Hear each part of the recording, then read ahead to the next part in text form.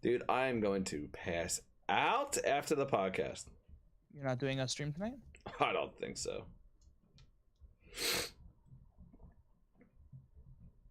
I was feeling really tired earlier. Took a little nap in my Kizar. Wait, what time did you get home?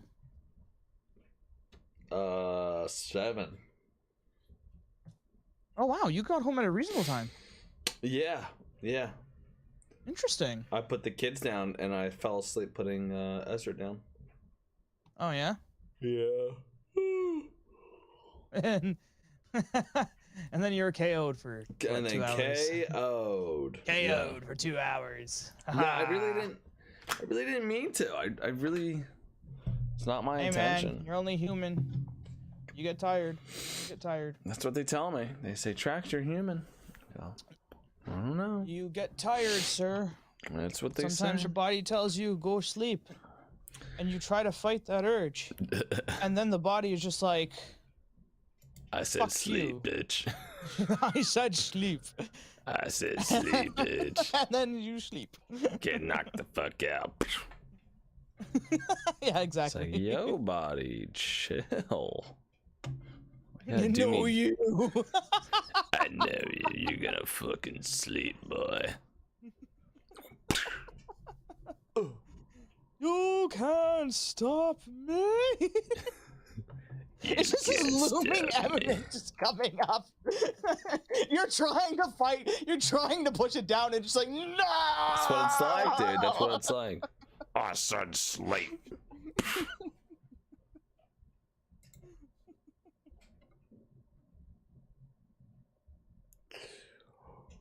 Oh boy. Yo, I'm not doing this, dude. I'm not doing this. I'm not doing this yawning thing tonight. Yo, what up, Rabble? Rabble.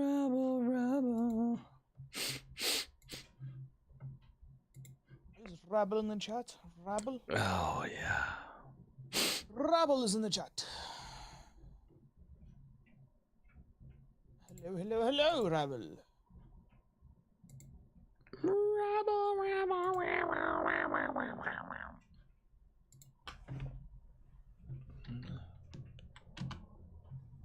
Oh my goodness. I gotta drink some water, bro. Glug, glug, glug, glug, glug. Game Warrior, hello, good sir. What's up, Game Warrior? Oh.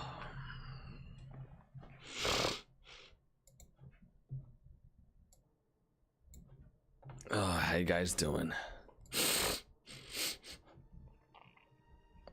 what Trax is not telling you is that he's hungover right now. Oh, super hungover, dude. Just, loud noises is probably the worst thing right now. So if you guys want to yell really loud, I'll be able to hear you.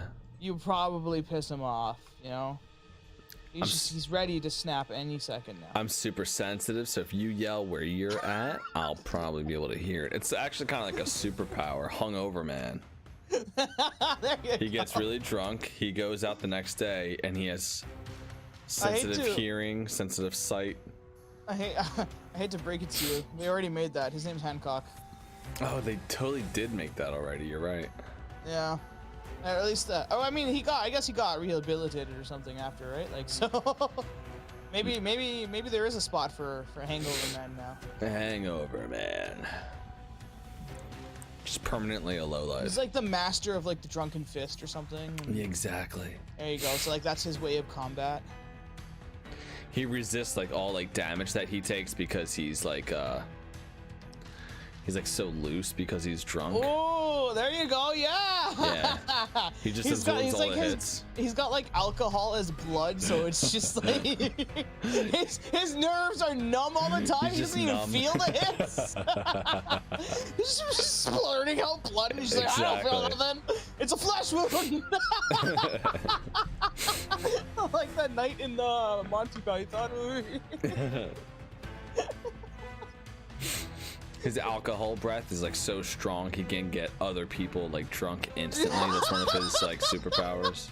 There's just this huge rumble pit going on of just drunk people fighting each other.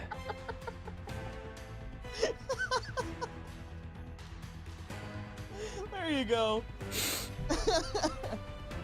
Can we turn this into a video game? Can we just turn this into like a video game that is like better than any potential Superman game that I could ever love exist? I love the idea of it. I really do. Hangover Man. Yeah, allow him to like fly around or something, and like as he's flying around, he's bumping into buildings. Yeah. He's drinking while he's flying, just like Hancock does.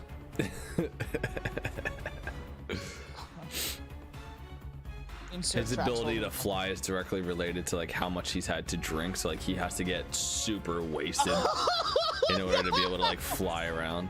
Yo, what's up, Lunar? He needs to drink, yeah, he needs to drink so much just for him to be able to reach a certain height. Yeah, exactly. If he has like a shot or something, he can only get like a foot off the ground, and like an inch off the ground, not even a foot, just an inch. Yeah, one shot, like he's able to like jump a little bit higher. Hey, Lunar, thanks for taking the time out of your day to say hi to us, man. Appreciate it. It's me, Master Sky Zelda. Get out of here, bro. What's up, my man? Welcome back, bro. I think. Wait, is it a promotion or demotion if you go from master to captain? For him, it's definitely a promotion. A promotion? Yeah, cause now he's he went from Master Sky Zelda to Lunar Captain Planet. Yeah, exactly.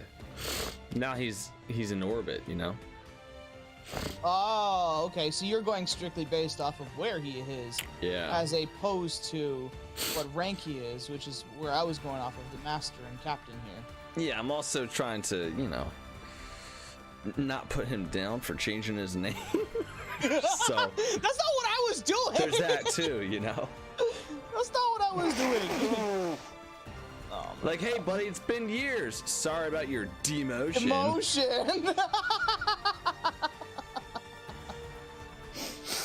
He's like, wow, I'm really glad I took the time to say hi to him today. It's like if you went from like DaddyTrax and changed your name to like SunTrax or something.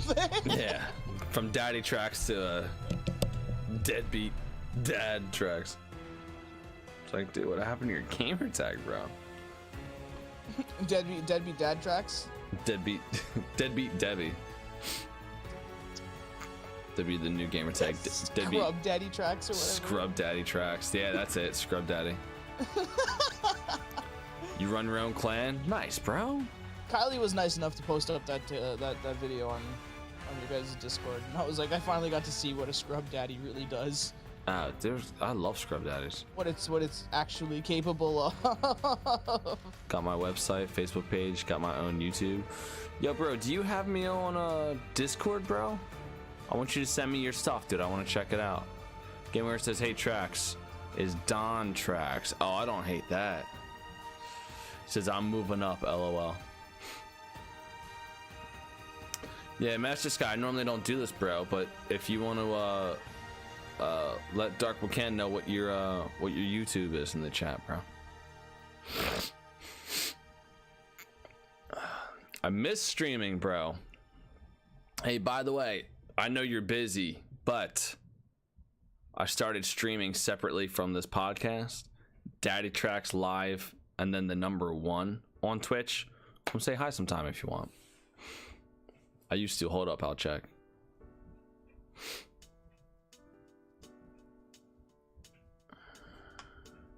All right, we all set here? Should we just get started? Let's do this!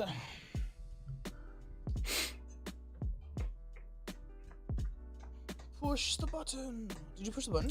Oh, Dark Wakan, I knew exactly what you're doing. I misspoke because I just woke up a couple minutes ago. I totally knew exactly what you meant, and while I was talking, I must have just used the wrong words, but I totally meant for him to be able to plug his YouTube for you to check out. That's what I meant, but my idiot brain, because I just woke up a second ago, that's my fault. I don't know what I said. I said his old name. That's okay. Don't even listen to me. I'm broken. You're looking at a broken man. There you go. Can I nuke reality? No, dude, you're not nuking reality. Oh no, I think no. He literally means a YouTuber. He has a YouTuber. No, Game He Warrior says, says, "Can I nuke reality 5?" Our YouTuber, his name is Astro. No, I read that, but underneath that, Game Warrior says, "Can I nuke reality 5?" Do you see that? I don't see reality. I see Real Tilly. I don't know who's Real Tilly is. Oh, I thought he meant reality. He probably does mean reality. I thought he meant, "Can I?" You're like, you're like, no, he's talking about his friend Real Tilly. Yeah, he's telling his friend Real Tilly. Don't you know Real Tilly? Everybody knows Real Tilly. Maybe. I thought he was doing a countdown. I thought he was gonna go 5, 4, 3, 2, 1. And then... All right, let's get. Oh wait, this is the podcast song, but I didn't mean for it to get started. Okay. Oh, did you push it? Oh, it's too late. No, you got to keep that now, right? Well, it was the ending podcast song. Well, we got to commit. That was the ending of the podcast. If you wanted to hear the podcast, then you'd have to go to twitch.tv/Red Spartan Podcast. Yeah. You're restarting a recording, aren't you? Totally. The first thing people hear. I know, right? Like we just went through a 2-hour podcast, and now you want to re-record said podcast? Dear Lord. Could you imagine? Could you imagine if we went 2 hours and I was like, no good. We gotta do another one. We gotta do another one. Nah. We have to do it just slightly different. Just like, copy my homework because I've just changed it a little bit. Yeah, we gotta redo the whole thing. I would stop doing a podcast with me if I was like that. Like if I was doing a podcast with me and I said, hey, we need to redo the entire podcast because we missed something. Like, bro, it's not happening, dude. It's just not happening. I'm just not that guy. I'm not doing it. You're just like, nope, I'm out. This is the moment. Yeah, it would have to take... Comes a time where a man must choose. Yeah. Podcast or don't podcast. Yeah, exactly. Now, you got to have more respect for yourself, for sure. So don't let somebody push you into redoing a 2-hour podcast and doing another 2-hour podcast. Get out of here. Unless you want to. Look, if you want to, then don't listen to me. Do whatever you want. There's a 4 hours worth of content there. Yeah, but you only get 2 hours. People only get 2 hours of it. This is true. That's 4 hours of talking. It's 4 hours of talking, bro. What if your first 2 hours is just all talking and then you do a re-record and then you have nothing to say? I'm sure that happens. And it's just 2 hours of just, nothing. Look, there have been times where we have run out of, my PC has run out of memory to save an audio file. And thankfully, we live stream it on Twitch. And then I go to Twitch and I cheat and I download the entire stream from Twitch. I pull the audio from it and then I upload that. So this man says there have been times when he's literally referring to last week. So, oh, I'm sorry. I wasn't supposed to reveal that. My bad. We don't have to tell people that just My happened. bad. So, it's one of those things. It's like, that's happened before. But what if we weren't live streaming? What would we do? I don't know. We'd have to redo the whole show because the recording ran out halfway through it. We were an hour and a half in. We'd probably reschedule. Probably, yeah. We'd just give you the first half and be like, tune in next time for part 2. Yeah, exactly. Yeah, I guess we would stop right there, and we would do it all. We would do it all again. Crazy to think that, huh? I don't believe you. You don't believe me? What? I don't believe you. I don't believe you'd want to do that to yourself. Yeah, I wouldn't. I wouldn't want to do that. I feel like there would be a lot more frustration going on before you get to that point. Yeah. Rabble's asking, what do you have? 500 megabyte hard drive or something? No, he's got a floppy disk, Rabble. He's got a floppy disk. It's straight up. It's not even 500 megabytes. So what had happened was I have a C drive and then I have an E drive, and the C drive is the local SSD, and the E drive is my it's technically an external hard drive, but it's, you know, inside of the computer tower.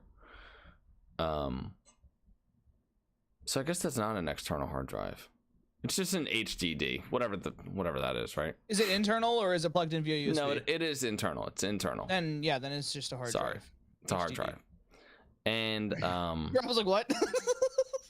sorry. Again, not 100% with it right now.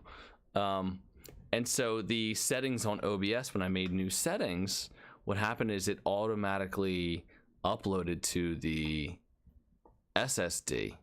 And so I ended up using up all this memory on the SSD, and the SSD is only 120 gigabytes. So I very quickly accidentally filled that thing up, and then I was like, I don't know what's happening. I don't know where the memory is. I can't find this podcast. I don't know what's going on. And yeah, so that's what had happened. So, but now to be fair, when you did do that, when you created a new profile on OBS, you didn't realize that at the time that it would just default to one of the drives. Correct. I had no idea. I had no idea. Yeah. That was something new for you. That was a learning experience, I hope. Shit, yo, where's my shit? Where's my content? I like this. Rabble says, I'm imagining a separate external hard drive just shoved into your computer. It's internal now. You just break it through like the side of the tower. But yeah, so no worries. We are all gravy here. Real Mystery, how are you, sir? How are you doing? Oh, right. We started the podcast. We did start the podcast, yeah. Right. I didn't hear the music, so I just assumed that, you know, you just click the record button, you know? I hope that the music came through. I mean, I'm not listening to the stream, right? So I don't... Yeah, it did. It did. Oh, goody gumdrops. Music came That's through. Fantastic. Goody gumdrops, he says. Yes, I do. Yes, I do. I'm doing fine. I'm tired, but I'm doing fine. I mean, you're more tired than I am, but yeah, I'm doing fine. Yeah, well, that's good to hear. How is your project at work where you're redoing all the seats? I was working on one of the biggest theaters, and I ran out of seats. Oh no. Yeah, so now the project's gotten a little bit more difficult because now what they want me to do is like with whatever seats that are kind of needing to be changed, I need to bring the ones that are in the back that need to be changed, bring them to the front now, and then the front seats to the back. So now I'm taking out two sets of seats, and that's going to make it much more difficult, especially considering I don't know what all the seat sizes are. How heavy are these seats? I'm just imagining you like lugging all these around. Well, I'm not Superman, so there's that.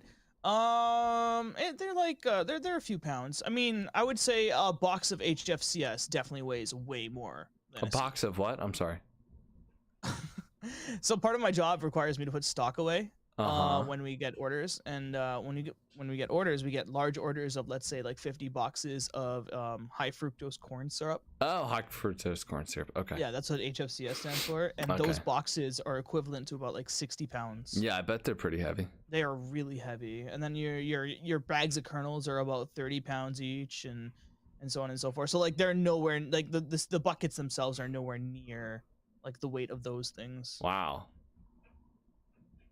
Yeah. Well, the problem is finding the correct seat size, replacing it with the with the terrible seat and putting it in the front or whatever, and like, working around it. So today I managed to change about 11 seats. Nice. That seems like a lot. It is quite a few. So theater that theater is it's starting to look much better. I want to say about 8 or 9 of those seats were actually new seats that I had put in. Nice. But then of course I kind of ran out of seats, so there's that. Yikes, dude. Yeah. But yeah, no, that project is going. I'm going to be going at it for a couple more weeks longer, unfortunately. I'm sorry for those folks that are listening to the podcast and are like, "Where's the Wednesday stream, man?" Well, work. It's at work. Work. You should stream yourself fixing the seats. I bet people would watch that. Work is making me beat my head against a wall. You can stream that too. I bet people would watch that too. Oh my lord, you're just full of stream ideas, aren't you? You're the one full of the ideas. I'm just saying, go ahead and stream them. Oh my god. Do you want to see this theater wall go red? Tune in. Do you want to see me bash my head against the wall? Tune in on Wednesdays.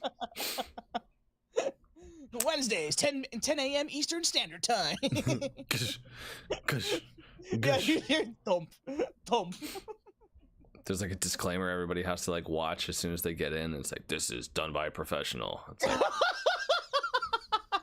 RealMistry's not a professional. They do that on TikTok. So if you're on TikTok and you post a video that's like dangerous, they'll be like, this video is done by professionals. And like, it's very clearly not done by a professional, but they have to say that because they don't want other people copying it.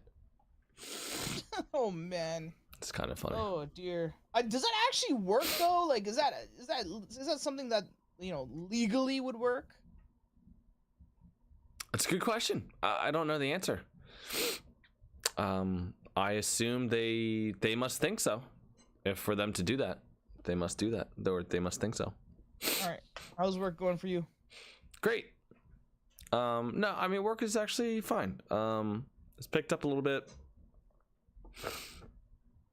I am I don't know. Work is just fine. It really is. I have been streaming, which I've really been enjoying. I'm playing Tunic right now, and I'm getting towards the end of Tunic, and it's a lot of fun. And I had a really good time last night streaming and playing. And nice. I realized, so this game is very like hands off, and they don't teach you anything. Mm-hmm. I have a new friend who's come into the stream, and he was asking me, or okay, I was going up against this one room where you're going up against a bunch of like previous enemies who you fought before in the game. Oh, like previous bosses or something? Or? Yeah, they're not exactly bosses, but they're like enemy types that you've gone against before, and there's different waves of them and everything. Okay. And the guy goes, "Hey man, use your shotgun." And I'm like, "Shotgun? What are you talking about?" And he goes, "You don't have the shotgun?" It's like, "No." He's like, "Bro, how did you just miss that?" So there's this weapon that is apparently extremely effective against this one enemy type that was like really kicking my ass. And I totally didn't have like the right weapons. Like I just totally forgot and like missed this thing. And so I've been playing this game. It's been much harder than it needs to be. There's also this other item. Okay, I'm trying to think of how to describe this. There's this thing in the game that drains your HP. And if you don't get away from it, it will drain your HP all the way down to 1 HP. And even if you heal yourself, it even caps how much you can heal yourself. So if you're, it's like a dark crystal. If you're around it too long, it will drop your entire health bar. And so like you can't even heal back to where you were before. The whole thing just drops down to 1 HP. So there's an item in the game that you can equip, and it prevents you from losing all of your health. So there's this whole area that I ran through and had to be perfect in, avoiding any enemy strikes because I only had 1 HP, so 1 hit and I'm dead. And I thought that it was just a difficult part of the game. No, it's that I didn't know this. I just didn't know that this thing prevented my HP from being completely drained. And yeah, so I was, I made the game. I have made this game way harder than it needs to be, basically, is what I'm trying to say. So you said you found the shotgun, right? Was it in a... I didn't even find it. I still don't even have it yet. Oh, okay. The other person had said you have to get the shotgun. And he was like, how did you miss it? Yeah, basically he was like, hey, the shotgun's really effective against this guy. And I'm like, what are you talking about, a shotgun? I'm a fox with a sword, bro. Like, what do you think I'm playing? I'm not playing Halo. And he goes, no, you missed the shotgun. And so apparently you find the shotgun in the place where like my health was getting drained down to 1 HP. And so I'm rushing through this place trying to get through because I'm avoiding enemies. Well, apparently there's a shotgun in that area. So now I got to go back there. Ooh. Okay. Yeah. So. All right. I see. But I'm close to the end of the game. I'm having so much fun with it. And when that game's done, I'm not sure what I'm going to play next, but I'm excited to move on to a new game. Maybe I'll stream Halo Infinite campaign. I don't know, because I got to get through it. Yeah, you do. I've been getting questions from some people. They're just like, "How come Trax hasn't finished the campaign yet?" I'm like, "Oh, he's busy, man. Like, the truth is, he's busy playing a fox at the moment." Yeah, I don't know. I think I was just, there's something in me that didn't want to stream Halo Infinite campaign, and I would just wanted to kind of like experience it like by myself with headphones on. But the trouble is, like, I'm actually playing now, so like streaming and playing and like I gotta just do it. So just gotta take the plunge, man. Yeah, gotta take the plunge. Gotta take the leap of faith. Exactly. So yeah, that's what's been going on with me. Nice. Have you seen the Halo roadmap that was released? Not in detail in any way, shape, or form. Okay. I haven't had a chance to take a look at it, but I have a feeling that we might be talking about it now. Yeah, we're gonna talk about it now. So the Halo, my deadline's over, right? So the Halo roadmap has been something that everybody's been begging for so long. 343 finally releases a roadmap, and people lose their minds because of unhappiness. Now, what's kind of, I think there's one big glaring issue, and honestly, like, I get it, but everybody has such a negative take on this that as I was seeing the community's response on YouTube and on Twitter and on TikTok, it made me feel like we should, of course, address the negative things about it, but also address some of the positive things about it. Because I feel like this conversation has been very one-sided in the community, and I think that it's maybe worth, I don't know, looking at the positives and the negatives. You know, who would have thought? Make it a two-way fight, huh? Yeah, you know, what we're gonna do? Let's go. Making a case for what the good things about it. So all right, we're not gonna do a we're not gonna simp for 343. We're not 343 shills. We're not gonna make a bunch of excuses why this is totally fine and totally okay and everybody needs to shut up and it's fine. Like, no, that's not the case. But at the same time, we don't need to freak out, and we could still talk about what's wrong, I guess, is all I'm trying to say. All right, so where would you like to start on this bad boy, which can be found on Halo Waypoint? Yeah, so you can go to halowaypoint.com, and under Halo Waypoint, I'm going to pull it up right now. Under Halo Waypoint, you go to news, and then you go to Halo Infinite Update April 2022, and then you scroll down, and then right there, boom, the roadmap. So we're going to go... First, we're just going to go over the roadmap, okay? All right. And then we're going to talk about it. So Season 2 is indeed 6 months long. Oh, wow. Okay. Instead of 3 months, it's 6 months. So you can probably get an idea why people are freaking out. Shit. Oh, God. So starts May 3rd, which we all knew, and goes to November 7th. There's new maps, Catalyst for the arena mode, and Breaker for BTB mode. Okay. Now, you guys, we've already talked about some of this before, but we're just going over the roadmap. New game modes, King of the Hill, Land Grab, and Last Spartan Standing. There's a couple extra little fun game modes that are coming too that they don't say in here. But, it's not just these three. Then it says narrative events. There's a narrative event called Interference. It starts May 3rd and goes from May 3rd to the 16th. And then there's the Alpha Pack narrative event, which goes from July 19th to August 1st. There's a new 100 tier battle pass with a free armor core and earnable credits. There's the Fracture Entrenched event. The Fracture Entrenched is Well, the first week goes from May 24th to the 30th. This is kind of like the World War II, World War I looking kind of armors. Campaign network co-op. This is split screen co-op basically.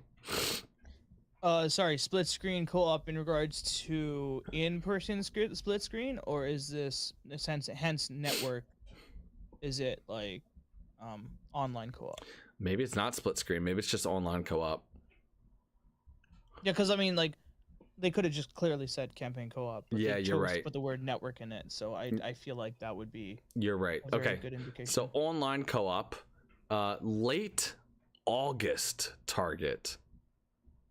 I think that's a bit later than people were expecting. At this point, it's almost a year since the release of Halo. Yeah. Isn't it? It says campaign mission replay, late August target.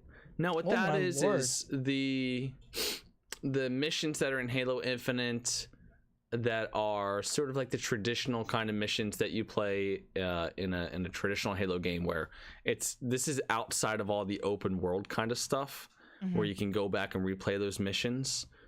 Late August before you're able to do that. Forge open beta coming September. It says September target. Okay, so all this is subject to change. The Fracture events, the Battle Pass, the narrative events, those have definitive dates. The campaign mission replay, the Forge open beta, and the campaign network co-op are all targets, so they could be later. And then it just says quality of life improvements. Great. The roadmap continues. Season 3 starts November 8th. This is what they have listed for Season 3. A new battle pass, new maps, new modes, new sandbox items. Okay, it's kind of interesting. New narrative events, new Fracture event, Forge open beta. Well, that's kind of strange. Oh, I see. This is... Oh, no, that's the Forge open beta. Okay, we're going to come back to that in a second. Okay. Quality of life improvements. Oh, and campaign split screen co-op. And under that, it says timing to be determined. Holy crap. Wow. Okay. So your campaign split screen co-op... Mystery, I know that this is how you're going to play the game with your sister, correct? Yep. Split screen? Probably not until November. It's going to be after a year. You'll be able to do that since the game released. Okay, so now here's what we're going to do. We're going to get into the negatives. Don't worry, we're going to get there. Don't get mad at me. Don't start cursing at me. Don't yell at me for saying all positive things. We'll get into the negatives, I promise. Okay, here's the positive things. Okay, we're getting new content. We're getting new content. Again, remember, this is positive. I'm not gonna say a positive thing and then go back and start going like, well, I know that it's been 6 months, blah, blah, blah. I get it. We'll get there with the negative stuff. Positive stuff. We're thinking positive here, okay? For all you positive thinkers. We got 2 new maps coming. Great. We got new game modes. Great. King of the Hill, Land Grab, and Last Spartan Standing. They're going to change things up. They're going to be in the rotation. There's also more game modes coming, like Ninja Slayer. What were some of the other ones that I had read about? There's going to be rocket repulsors, okay? For custom game mode people like me, like when we do Saturday community nights and we're playing fun games, Ninja Slayer is gonna be so much fun. You start out, you have unlimited grapple hooks, unlimited sword ammo right off the spawn. You don't have to pick up the equipment. It's in your loadout. That's gonna be a lot of fun. Okay, there's gonna be lots of fun videos, and people are going to be having a really good time. So like the fun kind of casual thing that people really want to do with Halo, we're going to be getting that, and that's going to be mixed into matchmaking as well as be available for custom games. So I don't know if custom game settings are going to change, where we could go into another game mode and have like skewers and infinite grapple shots. I don't know if that's the case because they don't mention it here, but at least in that 1 or 2 game modes, we'll have a fun game type like that. The narrative events. This is something to be excited by.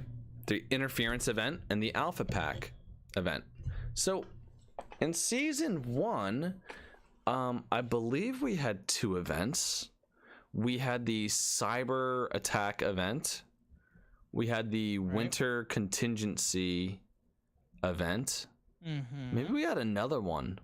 What's the 3rd event? Other than the Tenrai event? Yeah, other than the Tenrai fracture. There's another event. I'm gonna look it up real quick. Halo Infinite Season 1 events. Okay, so we had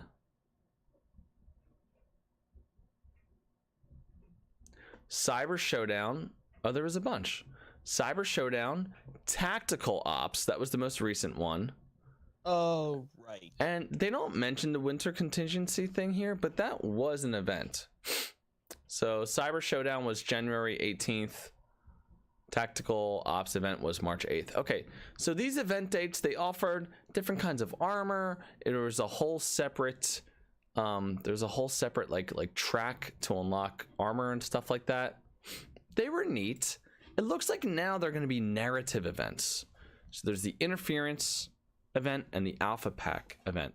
So we're going to be getting some story to come along with our multiplayer. That has me excited. The first event starts May 3rd and it's through the 16th, so we'll have 2 weeks. And then the second event is in the middle of July, July 19th to August 1st. I feel like they're pretty well spaced out throughout this season. And while, well, no, I'm not going to get into the negatives. And so they're spread out across the season, and I'm excited to see some more story. You know, I get that it's a multiplayer story, and I don't know exactly what it's going to be about, but there's been some speculation about what it could be about, and people seem to be pretty excited. So we're gonna get these. We're gonna get some multiplayer story now. I imagine it's gonna be something along the lines of like a Spartan Ops in terms of narrative. Maybe a little bit different and not like just like a single story that they're trying to tell. But that personally, I think that's really cool. A new battle pass. Keep in mind that in this battle pass, there's going to be more armors. There's going to be less like weapon swaps, or I'm sorry, not weapon swaps, challenge swaps and stuff like that. They're going to have earnable credits. So when you're going through the battle pass, if you purchase the battle pass, you'll be able to earn back your battle pass. So if you buy season 2 battle pass and you don't spend any credits in the store, you'll be able to get the season 3 battle pass without having to pay any more money. So I think that's kind of cool. The fracture event, it's called an entrenched. I think the armors look pretty freaking dope. I'm excited for those armors. I think they look really cool. That starts May 24th. So in the beginning of May, you got the interference narrative event. Towards the end of May, you got the fracture event. And that's week 1. Week 1 of the fracture event. Right, yeah. So I'm sure there's going to be more dispersed throughout the entire season. I'm sure that we'll have another week probably in June. Then you have the alpha pack in July. There'll probably be another fracture week in July. So I feel like at least once a month, sometimes twice a month, we're getting some kind of event going on. And I think that's a good thing. Campaign Network co-op, late August target. I don't know if there's anything positive to say about this, if I'm being honest, but I guess at least it's coming, and they have finally given us a target date. Same thing with the campaign mission replay, the Forge open beta. It's going to be an open beta. Anybody's going to be able to take, anybody's going to be able to get their hands on it, and that's coming out in September. So at least it's finally here, I guess. As for season 3, it starts November. Yep. I think what I'm excited for, of course there's going to be new maps. Of course there's going to be new modes. but the new sandbox items, I think that I'm really excited about that. So 1 year in, they're going to add some sandbox items. I don't know if these are weapons. I don't know if this is equipment. I don't know what this is, but I think it's safe to say that we're going to be getting something new, and I think that that's cool. Of course, new narrative events, a new Fracture event, the Forge Open Beta, quality of life improvements. Yeah, so I think that is the positive take on this.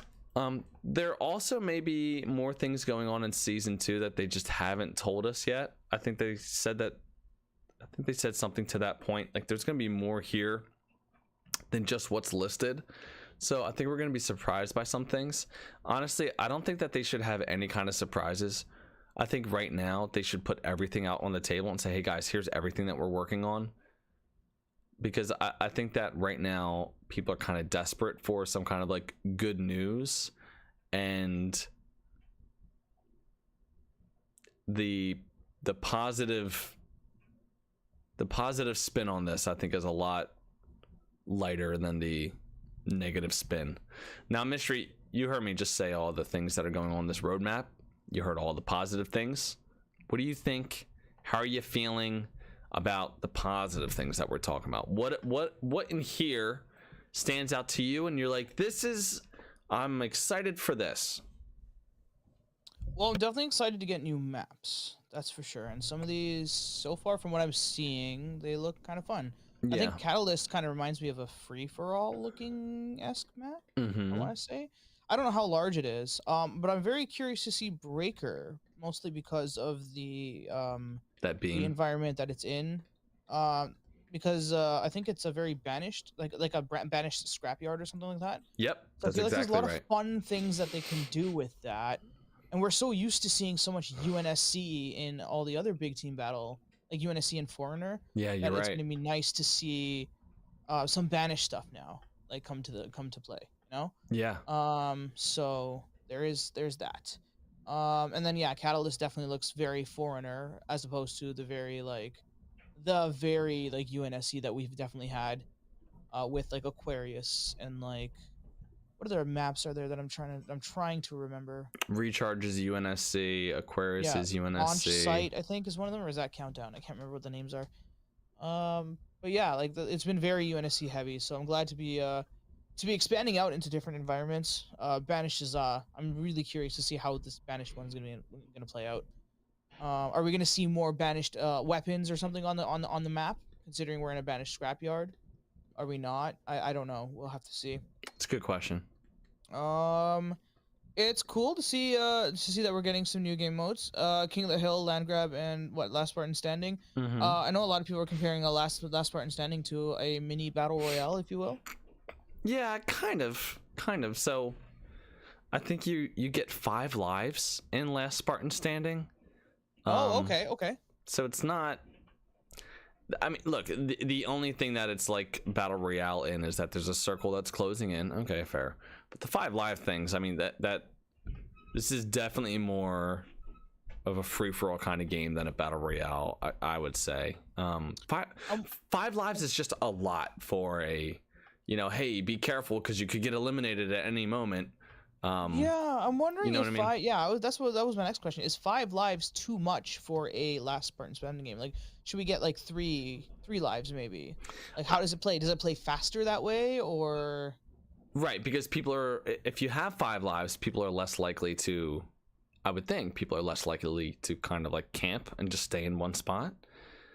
If you only had 1 life, so I would hope that it would play a little bit faster. I'm not sure how it's gonna play. I'm excited to get my hands on it because, look, at the end of the day, I love battle royales. Oddly enough, I'm not the biggest free-for-all kind of person, so maybe this is more my kind of like free-for-all mode. I don't know. We'll see. It seems like kind of like a weird mix. I saw I tweeted out about, or not tweeted out. I posted a TikTok about Last Spartan Standing, and somebody was like, "Finally, battle royale," and I'm like, This is not battle royale. This is this is more like battle royal, maybe like battalion royal or something, Battalion royal. Its younger sister. Look, it's last Spartan standing. That's what this is. You know. Okay, I see. But yeah, no, I'm hoping we get stuff in King of the Hill like Mosh Pit. That'd be great. Where you had like the one hill literally in the middle, and it's everybody going for that one hill for as long as they can. I'm hoping to see other kinds of really cool like game types from like, I think they even had it in like Halo 2. And I mean that in the sense of MCC brought it. It was something along the lines of, it had something to do with Yap Yap or Yip Yap or whatever. That one grunt had his own game type, where it was like you guys had needlers that when you're shot with the needlers, it pushes you guys back a little bit, and you have to try to stay in the hill. Oh, that's cool. Like, yeah, so stuff like that, I would love to see come to fruition with the release of King of the Hill. Hopefully, we will be able to get that kind of stuff with our custom games options as well. Did they give us any information on land grab? Because like, what's the difference between King of the Hill and land grab? So land grab, there's going to be 5 zones that you can capture, and once you capture one zone, it is locked down for your team. The other team cannot turn it around. Yeah, so like territories. Okay, so land grab is just another version of territories. Yeah, I guess so. Okay. I wonder why they're changing some of these names. Like, why did they change SWAT to Tactical Slayer, and now why are they changing territories to land grab? Is that how territories played? You would like capture one zone. Yeah, you had 5 zones in Halo 3. I think territories I played mostly in Halo 3 and Valhalla, and you get the first zone is very close to your guys' base, right? And then as you go towards the middle, of course, it's equal on both sides, right? So, you capture the first territory, it locks into place. That is now your territory, and whoever has the most territories by the end, they win that round. Yeah, so I think with land grab, maybe the reason why they changed the name, I suspect it has to do with how do we. I bet it was a boardroom decision. Not boardroom, but you know, an executive decision, and they thought to themselves, what is a better way to convey what the game is about with the name? Interesting, because I have a little slightly different opinion in that matter. I'm wondering if it has anything related to censorship. Like SWAT can sound rather aggressive as opposed to Tactical Slayer. And like territories could also sound a little bit more aggressive as opposed to land grab. Land grab. I'm gonna grab your land, boy. I mean, if that's the way you want to play it. I don't. Maybe. That's what I'm wondering. Like, you know, if it's one of those things where it's just like, oh, let's try to make it less intense. I could see that with SWAT, right? Like, hey, let's try and get away from anything that sounds like police-like. You know, I could see them kind of being weird about that, but I don't know. That's interesting. I would love to ask them, like, hey, why did you change the name SWAT to Tactical Slayer? We all know that this is SWAT. What's going on here? Yeah, I mean, we still call it SWAT anyways. Yeah, we do. Right? Yeah. Because Tactical Slayer, here's the problem with Tactical Slayer. Tactical Slayer. It's 5 freaking syllables versus 1, bro. I'm going with SWAT every time because it's just easier to say. Yeah, SWAT. Tactical Slayer. Like, oh man. Ooh. What a mouthful, dude. Economy of syllables, you know what I mean? You're just throwing them all over the place unnecessarily. A KISS method, right? Keep it simple, stupid. Exactly. SWAT. Easy. We all knew what it was. I'm looking forward to the narrative events for sure. Interference and Alpha Pack. It's making me wonder. Okay, so interference, like what's going on in the story to interfere? And then is there going to be like, oh, like I'm thinking narratively, maybe there's going to be like some kind of something that ends up happening, I guess, I don't know, to the UNSC in some way, shape, or form. Maybe they get EMP'd or something, and now these Spartans like kind of have to like fight off as lone wolves because they can't communicate with each other or something like that, or like that's where the lone wolves excel, and so on and so forth, and then hence the Alpha Pack, right? So like the first one is like, okay, something happens, something terrible happens, and then now the next one after that is going to be like the Spartans pushing back. Nice. Like I'm wondering if it's like one of those things. I mean, that sounds pretty good to me. Right. So that's kind of where my thought process is going in regards to the narrative events. Like, okay, maybe there is like a story that they're trying to tell here. Yeah. And this is the way they're probably going to be able to do it. I like that But theory. like the new 100 tier battle pass, I mean, we knew that was coming anyways. The new fractured event, like those are all typical things that we're going to be seeing moving forward in the season.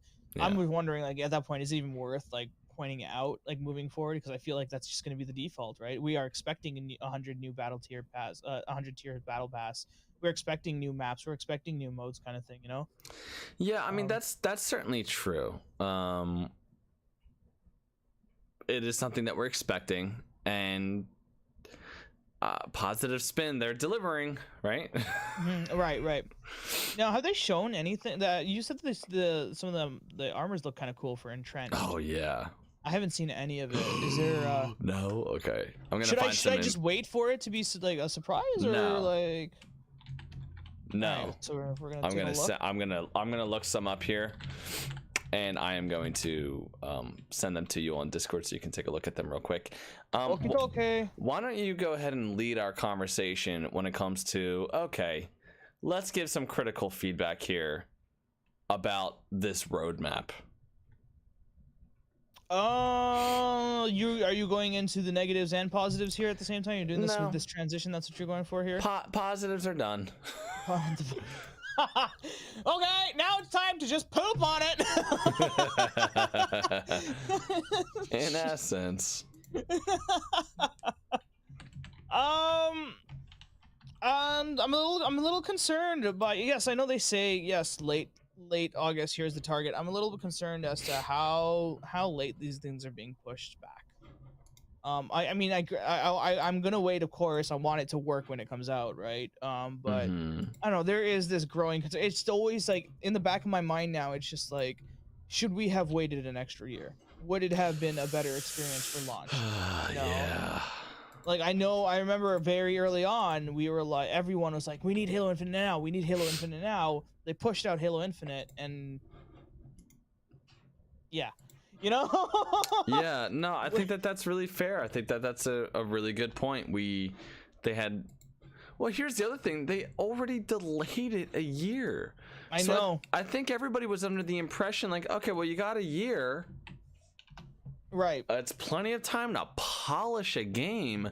I don't think we really realized how far behind they were with a lot of stuff that was going on.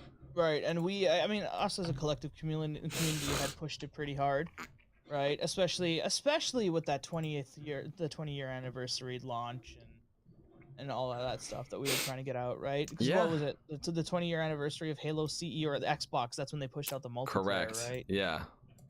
Could you imagine if they had just gone ahead and pushed it out then?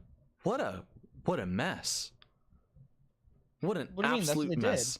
No. I mean, what if they, like, their original target of pushing it out with the release of the console? Oh, right, with the Series X. Yeah. Right, okay.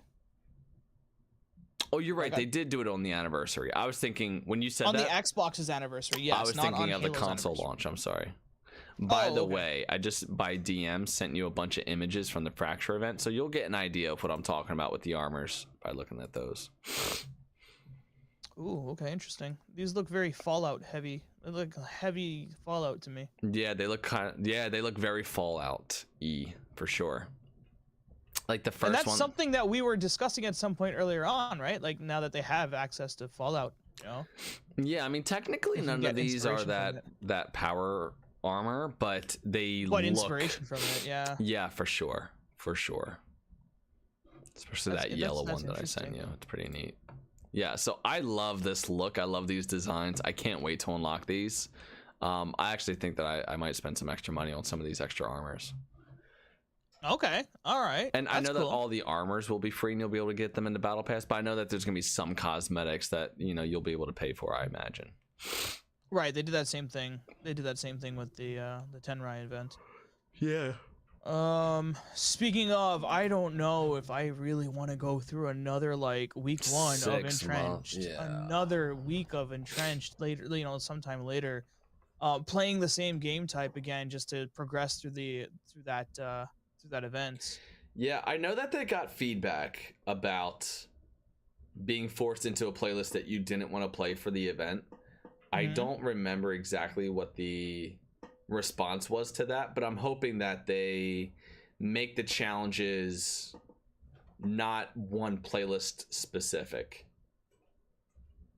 Right, yeah, because I mean, I honestly, I was feeling like, you know, I was always feeling like I was being dragged into Fiesta, you know, just trying to get everyone trying to get the armors for the Tenrai event. Yeah, and I think it's like, it's a neat way to get people to play new game types. Or specific game types, yeah. If you really don't like Fiesta, like we have Fire Mage in the community. He loathes Fiesta. I really don't like Fiesta either. And so, like, having to deal with me and him and us complaining about Fiesta, but still having to play it with us, like, it was probably brutal for our friends. You know, it's like, it's not, I don't know, it's not fun. I almost feel like, I don't know, I almost feel like attrition would have been a better playlist to put the event around than Fiesta. Fiesta is like a very specific kind of...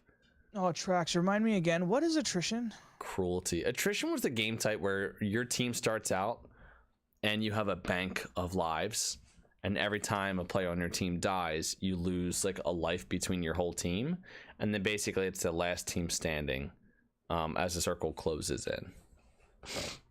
Right. That one game type that came out, for 1 week and then just disappeared. Yeah, and then they kind of just, it disappeared again. They're bringing it back, so that's good. But I feel like a game mode like that is already enough like Slayer, but a little bit different, that like it would have maybe have been a better... Like, I can't imagine anybody looking at attrition and going like, I absolutely loathe attrition. Like, it's basically a Slayer game, but there's lives and a circle that closes in, so it's a little bit different. Whereas Fiesta is just total RNG, and so if you don't like that, it's brutal. It's absolutely brutal. I'm trying to think of like what another example would be of like another playlist that like maybe it would have been okay. Yeah, I don't know, but I think that Fiesta, for people who don't like Fiesta and for people who don't like RNG like myself, it was rough. You know, it was rough. The amount of times where I spawn with garbage weapons and the other team has rockets, it's like, guys, how? Like, it must be RNG though, right? Like, that's just... Right, it must be like the universal experience for everybody who plays, but that's like a universally frustrating experience. So I don't know. I don't like it, but I don't like it. I'm sure there's some people who love Fiesta. So no, there's a lot of people that definitely love Fiesta. I hope they enjoyed the shit out of themselves, because I'm going to enjoy not having to do that again with Fiesta. I mean, yeah, I definitely did feel like I was kind of dragging my bum trying to, because there was this one, I'm not gonna lie, there was this one like the blue and the blue and gold like weapon armor thing. Sorry, the weapon skin, the skin that I actually genuinely kind of liked, and so I tried to grind my bum through like Fiesta to try to achieve it, to get it, and then finally ended up getting it, and I was like, yay, I got it. But I felt like I was like literally dragging my ass to get it. It didn't feel satisfying enough that I earned it, you know? Yeah, exactly. Even though I earned it, like it's such a hard feeling to explain, but you know, it would be nice to just feel like I really did earn it, as opposed to, hey, I had to do this. I had to beat my head against the wall here just to get that, you know? Yeah, I get that. I definitely get that. So like, what is that workaround? Like, what can they do here for their events in the future? So it feels like you're actually earning it, as opposed to the opposite feeling that I've been feeling, or you've been feeling a bit. You know what I would like to see? I would like to see maybe not an infinite number, but like challenge swaps. So let's say you're going through the event, because they did confirm this. The Fracture event is going to have a separate track and separate challenges than the regular Battle Pass. That was one of the issues that was like with the first Battle Pass, where, you know, you'd be doing the challenges for your Battle Pass, and then the event, you'd have these event challenges pop up, and like they'd kind of get in the way of your regular battle pass challenges, and maybe the regular challenge, like the regular battle pass challenges, would get in the way of the event challenges. So all you want to do is the event challenges, but you have to play a whole bunch of, you know, tactical Slayer games in order to remove one of the regular challenges, so that way an event challenge would pop up. It was kind of like a weird system. There's a whole mishmash of things going on there. So it sounds like for this one they're gonna have 2 separate tracks, so 2 separate challenge tracks. So you'll be able to focus specifically on your event challenges to progress through the fracture event. That's good. So what I'm saying is, maybe let's say you come in and the playlist that they want you to play, let's just take the example of Fiesta again. Let's say it's all Fiesta. Well, it'd be really cool if you could kind of like have a certain number of challenge swaps, and I could get it taken off of Fiesta, and instead it's a challenge that has to do with big team battle. And so maybe I have enough challenge swaps where I could swap the whole event, and instead of having to do Fiesta, I could do some other game mode that I wanted to.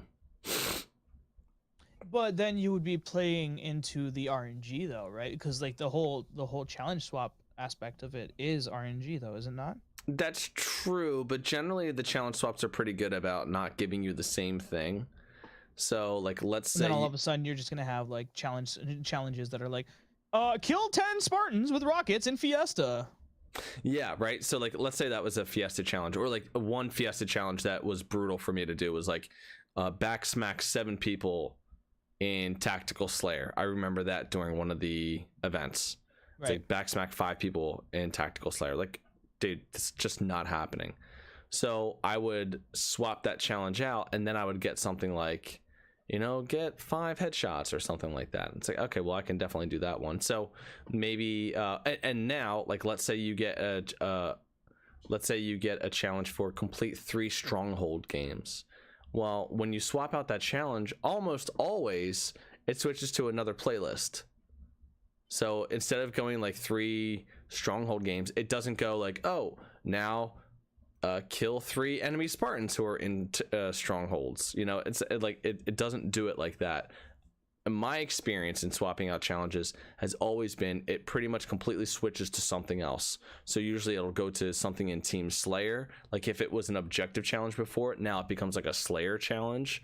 Sometimes it's ranked, but sometimes it's not. So I've had a pretty good experience with challenge swaps. So I would be okay if they implemented something for the Fracture event where you weren't locked into a playlist and you could instead swap out those challenges for some other playlist. Okay. Yeah. I guess I can semi get behind that. I mean, what if you had like, what if it was like, oh hey, like you have a bank of like, I guess 5 challenge swaps. If you want to use all your 5 challenge swaps, you can now change the category of what the challenges are going to be in. Oh, that's a neat idea. So like, as opposed to you just having to constantly click on a challenge swap and. Yeah, I like that idea. Like, hey, this whole event for you is now going to revolve around free for all. Like, okay, great. Yeah, I'd rather that than be in Fiesta or whatever. I kind of like that idea too. Right, I just think having some kind of variety where you're not locked into a playlist is probably a good idea. Yeah, but, I mean, in that case, yeah, it would feel like you're earning it a little bit more as opposed to grinding for it. Yeah, but then again, if you want people to play these new modes and stuff like that, like this is the best way to get people into the new modes. So I don't know. This has been an argument that I've been back and forth on since before this game launched, and I still don't know where I end up on it, because like I think there's pros and cons to both sides, and maybe it's okay that I had to suck it up and play Fiesta for a little bit. I don't know. I don't know where I come down on this topic still. I could still be convinced either way, I think. Like now that it's not Fiesta, maybe I'll be fine with the idea of being locked into a specific playlist. Yeah, it'll just be like tactical ops or something, you know? Oh my god, that would drive me nuts. Especially since I got rid of BR tactical ops. Like, get out of my face, dude. You're gonna get more of that challenge. You gotta backsmack 10 people. I would lose it. I would lose it if they were like, Yeah, if I keep getting Mangler SWAT and it's like backsmack 5 people, like, fuck out of here. I'm done with this. That was a brutal event. That really was. So yeah, 6 months. It doesn't seem necessarily like there's a ton here. It doesn't feel like it, but then also I feel like this is just a huge overlay. Like this is okay, so these are the big things for Lone Wolf season Correct. 2, right? That's true. There could be smaller things to come just to kind of keep us, yeah, you know, there's going to be rotational playlists.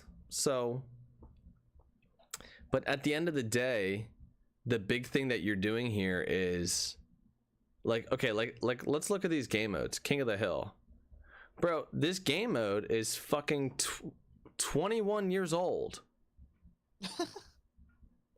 Land grab, right? Territories from before. This is not the first that we're seeing this game mode. Now, Last Spartan Standing is, it seems like a unique enough take on a free-for-all game. Like, okay, fair enough.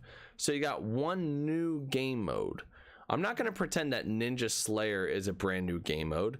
It takes the fun sandbox items from Halo Infinite and uses them in a way that I think you should have been able to use from the launch of this game in custom games. Like, the idea that you don't that we've definitely been wanting to do for a while, and they just turned into a game time. It's like, hey, here it is for you. Right. So I feel like there's definitely a take here of, hey, these game modes that you're making a big deal about, like, guys, this shit either should have been here at the launch of the game, or like these game modes have been around for a long time and you're making a big deal. It reminds me of like when Halo 5 finally got Oddball, and they're like, Oddball, and it's like, bro, this game type is really old. Like, you're making a big deal about it, but like, this seems like something that should have been here.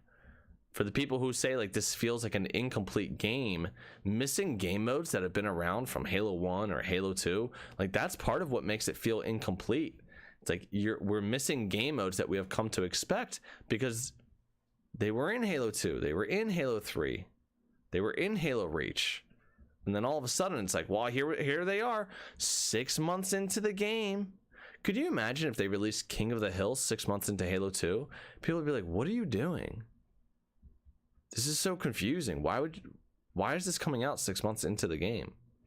Well, I mean, also keep in mind the Halo 2 times you didn't exactly have, like, I guess, like, constant updates. No, it's fair. Look, all the DLC was maps, right? So like, you had the expansion pass. Remember that? Remember you had to buy like the expansion DLC or whatever on like a silver CD and install it. I downloaded all of the maps from when they came out, but I think you're right. I think that DVD, or not DVD, I still have a copy of that actually, because when we would do LAN parties, I would make sure that all the Xboxes had the updated maps and everything like that. Yeah. Fun little trivia fact: there are 2 maps that came out for Halo 2 that are not included on that DLC disc. 2 maps that were included in Halo 2 that were not on the DLC disc? Yeah. There was the remake of Hang 'em High. That you had to download separately, right? Yeah. And there was some other map. I forget exactly what it was, but that wasn't on the DLC disc either. So, Prisoner? Fun little fact. I don't think it was Prisoner. I forget what the map was called. Prisoner sounds like a game type, man. It's a deep dive for Halo 2 trivia right there. There you go. It was so long ago. So, look, campaign mission replay, late August target. I don't know. It seems... It really does make me wonder, why is that taking so long to be able to be a thing? Yeah. Yeah, I don't know. I don't know. The Forge open beta, I think that this is like a really strange thing. They have Forge open beta saying September target, but then they also list Forge open beta as a feature of season 3. So I guess the Forge open beta is going to be going on for a while. God, I really hope that we're going to be able to have maps that we want for the next 1v1 tournament. And like, good God, man. Yeah, that would be nice, but if it's a September target, oh boy. And that's an open beta. It's not even like the actual release. Correct. Yeah. Yeah, this is not the release of Forge. This is a No, Forge this is open just beta. A beta. Now, I wonder if one of them is more of an open beta in regards to if you're an insider member or something like that, and then the other one is like a full-on open beta. I don't think that they would call it an open beta if it was going to be limited to Halo Insiders, but I thought that I remember them saying that it was going to be available for Halo Insiders at some point. So right, maybe you're right about that. Maybe that's the difference. Maybe Forge open beta in season 2 is not exactly correct. Maybe it's Forge open beta. Well, no, because they did the same thing with the flighting, right? They opened up the insider program to everybody, I think, right? The last weekend. Yeah, the last weekend. Yeah. It's basically like anybody could get in. Right. Yeah, I don't think that you had to be an insider to do it. I don't remember exactly, but whatever. Maybe there's some kind of distinction there that's not obvious to me. Quality of life improvements, that's kind of listed there. Maybe this is kind of like a positive thing, actually. That might be those things that actually kind of make like a big deal, but they're not listed, right? So maybe quality of life improvements has to do with like having like more options in custom games. Yeah, I was thinking, quality of life improvements, I was thinking is more of a massive, like a big update or something. Right, and there's too many little things to put out here. But I bet the quality of life improvements is actually going to be... you'll probably be able to feel that, you know? And so I feel like that's something that doesn't really come through because it's not new content. It's like old content, but it's not even content. It's just like... well, it's quality of life improvement. That's exactly what it is. So maybe it's presented differently or something. Yeah, exactly. Maybe the UI like, is hey, a you little know bit what? Let's better. just scrap all these different options to get to the same spot and just make it simplified. Yeah. Yeah, exactly. So hopefully, like, these things have more of an impact. I think that the 6 month length of this season, I think, is what makes this is like the hardest pill to swallow. Like, we just got this through. Is longer than the first season. Well, the first season was also 6 months. Oh, was it 6 months? Yeah, November to. Oh, right, till May. To May. Damn, man. And here we go, May to November. So. Yeah, 6 months. It's such a long time. I mean, you could feel some of the fatigue. Now, look, with the narrative events, with the new game modes, it might be a little bit easier this time around. But I think, like, looking at 6 months and trying to think, like, hold on, we just went through 6 months of Halo Infinite with, like, not a whole lot of additions. It feels a little daunting. Of like, oh, we got to get through another 6 months before we finally see new sandbox items or more maps. Like, I don't know, 2 maps for 6 months. Do you feel like that's too little? Well, we can't forget of the fact that it's still all subject to change. Like, yes, this is a roadmap, but it doesn't necessarily mean they have to follow it to the T. Right? What do you think? Yeah, like, they'll have a shorter season? I mean, I mean, a lot of this, like, maybe season 3 is their wishful thinking, like, okay, like, we're aiming for season 3, right? But if things get done earlier and so on and so forth, we can push Halo the season 3 much earlier. Oh, I see. And it won't therefore be a 6 month season for Lone Wolves, right? And that's like the key wording here is it's all subject to change. This is what we're seeing. This is the roadmap as of April 22nd. I tell you what, if they came out and they said, hey, season 3 is going to start in September, right, and then we're going to get on to like an actual, like, you know, fall season, winter season, spring season, summer season, that would be a very pleasant surprise, I think. So like if it was like a 4 month season, I feel like I could stomach that a little bit easier. Yeah, I feel like they just need that they would just need to they have all these big things on their plate and they just need to knock them out. Yeah, you know? That's true. That's definitely true. It is, as you have said, it is a tough pill to swallow, but, like, you know, there are some pretty massive things that are coming. They just need to get through it. Yeah. You know, you don't eat an elephant in one bite. You eat it like, you know, small bites at a time. Yeah, I don't typically eat elephants, but hey, look, you do you, Mystery. You know what I mean? If you eat elephants, that's cool. Yeah. Mm-hmm. Yeah. Yeah. Is it expensive? Yes, it is expensive. I've got a void of a stomach, unfortunately, so I need to fill it somehow. Wow. Yeah. All right. That's good. We're gonna make an enemy out of the SPCA now. This is good. Unfortunately. Maybe not, dude. I'd love to go to fucking battle with those guys. Now you've done it. I was going for like a metaphor here, and you just straight up challenged that. Yeah, come at me, bro. What are you gonna do? So throw some blood all over me? Like, whatever. So yeah, look, there's the roadmap.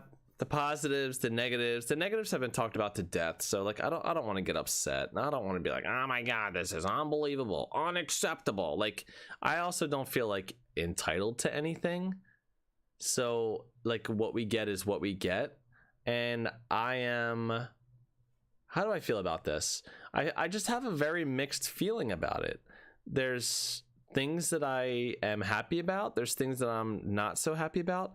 And then there's a little bit of hopefulness with me, where I'm hoping that there's some things that are not talked about on this roadmap that I'm going to feel and enjoy and really like. And I'm hoping that that's the case.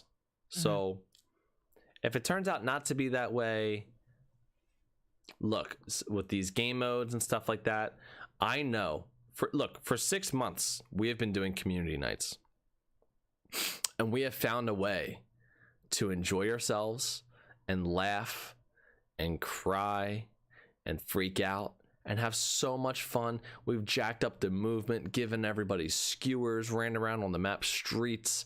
Like, we have done fun things. And so there are fun things that you can experience with this game.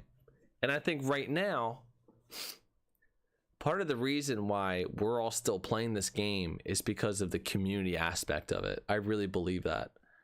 I don't know if I was going into Halo Infinite by myself if I'd be playing every weekend. Probably not. I don't think that I would be.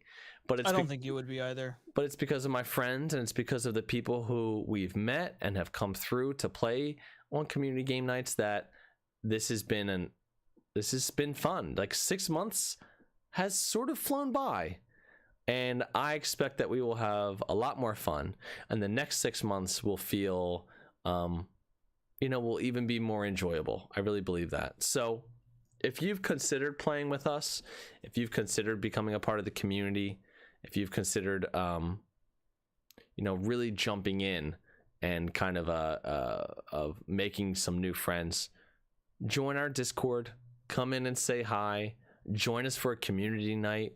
We have all sorts of different events that we have planned throughout the week, and so there's definitely something there that you can plug into and have a good time and meet some people. So I definitely encourage you, the listener, to do something like that. Don't let the next 6 months of this game be something to dread. Let it be something that you can enjoy, and enjoy it with some friends. There, that's my encouragement. Yay! Where was the really inspirational music? And did you not have that queued up? Dun dun dun dun dun dun. dun. No, it wasn't. No. That's not okay. Fine. Yes, but no.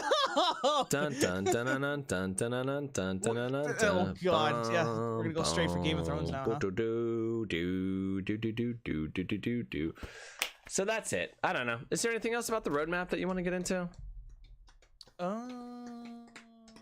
I still find it weird that there's a campaign split screen co-op is gonna be in season 3. Yeah. Whew. That's one hell of a wait.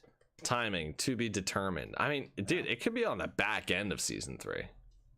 Could be in the front, the forward facing end. Like, that might not come till 2023, bro. That's a long ways away, man. Yeah, I'll say. Yeah, I mean, beyond that, like, I really can't. I really can't think of anything else to kind of add on in regards to the roadmap. We got it. We got the roadmap, guys. We got it.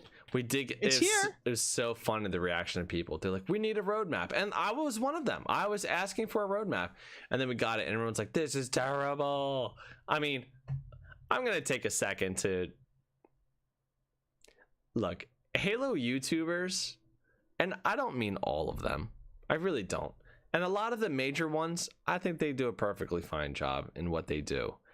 But I think like the second rate YouTubers, Halo YouTubers that there are, who are just talking about how this is the game is dead, this is the most awful thing to ever happen, and they kind of have to do that in order to kind of like generate some excitement for their content, because they're still trying to break out of being the third tier and fourth tier, whatever tier Halo YouTuber. Like, I got a little bit of a bone to pick. Like, is it the most terrible thing in the world? Like, no, it's not. Is it great? No, it's also not great either. But boy, I feel like for people who love Halo so much, I don't know. Like, I'm hesitant to tell people, like, hey, dude, don't express discontent with what's going on with Halo, because I certainly have, and that would be super hypocritical. And I don't think that that's a good thing. But sometimes it does feel like this. Oh, I need to seem really upset about this, and I just feel like that's not healthy for Halo, for the Halo community, for people who are into Halo. I'll tell you what, I've seen so many people's minds changed by social media and the general consensus on social media and on YouTube. And so the way that content creators put things out, it really can affect the way that people look at something.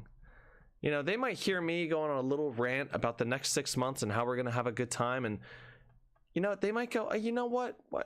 Next 6 months, like, this is going to be okay. We can do this, you know?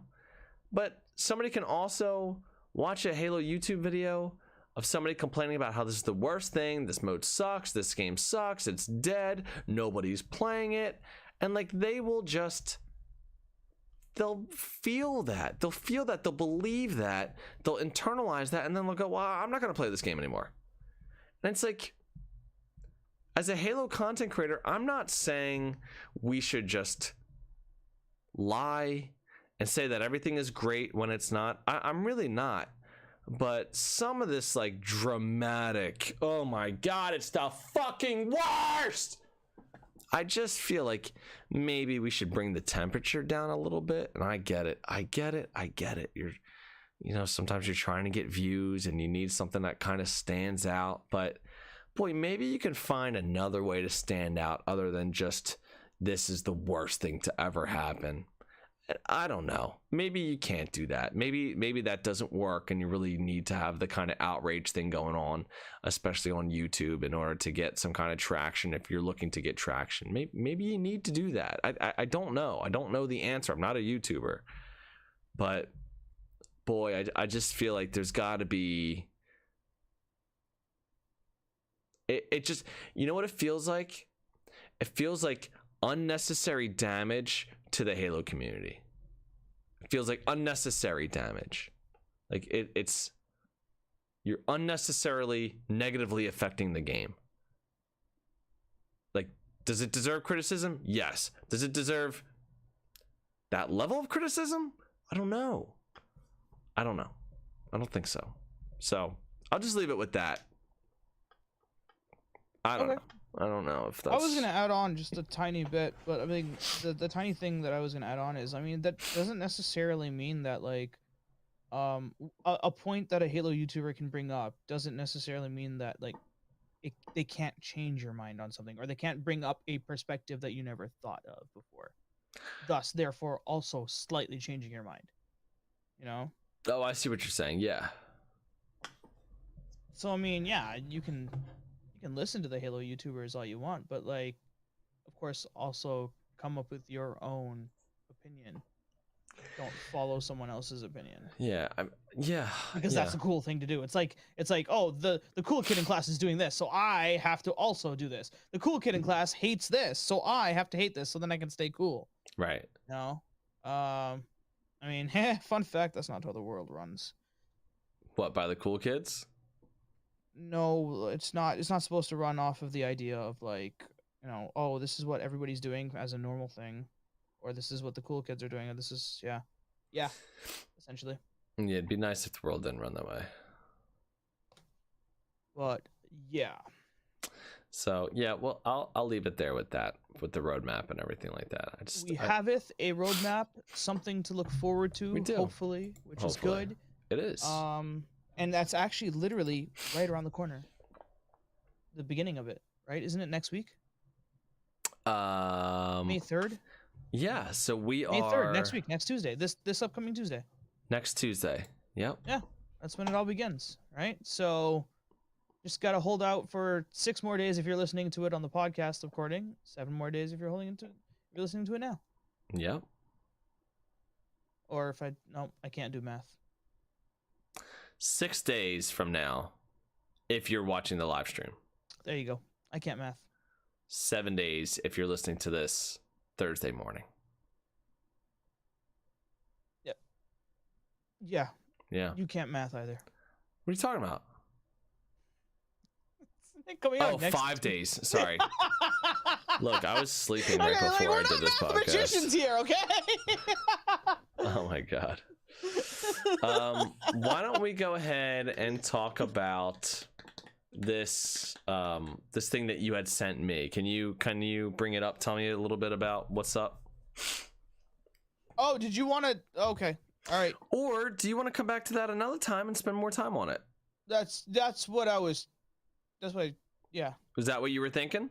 That's what is just yes. Then let's do that. Let's tease it a little bit, and we'll talk about it next week. How does that sound? Sure, we can do that. So I had come across an article, and the article was stating that like the one of the early versions of Halo Infinite had a very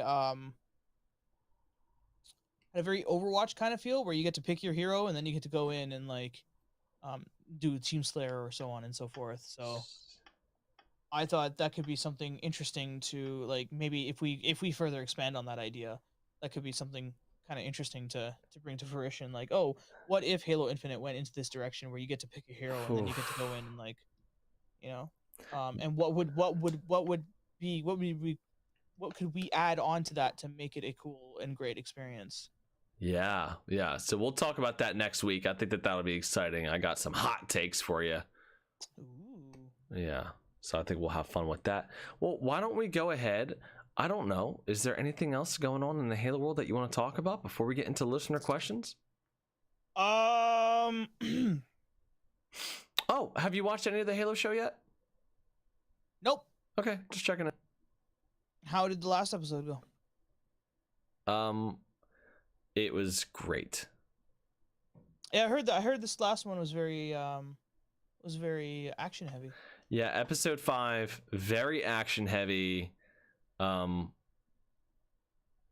the kind of action too that like there's one specific moment that I can think about where when it happens, it was like it just brought a big grin and a big smile to my face.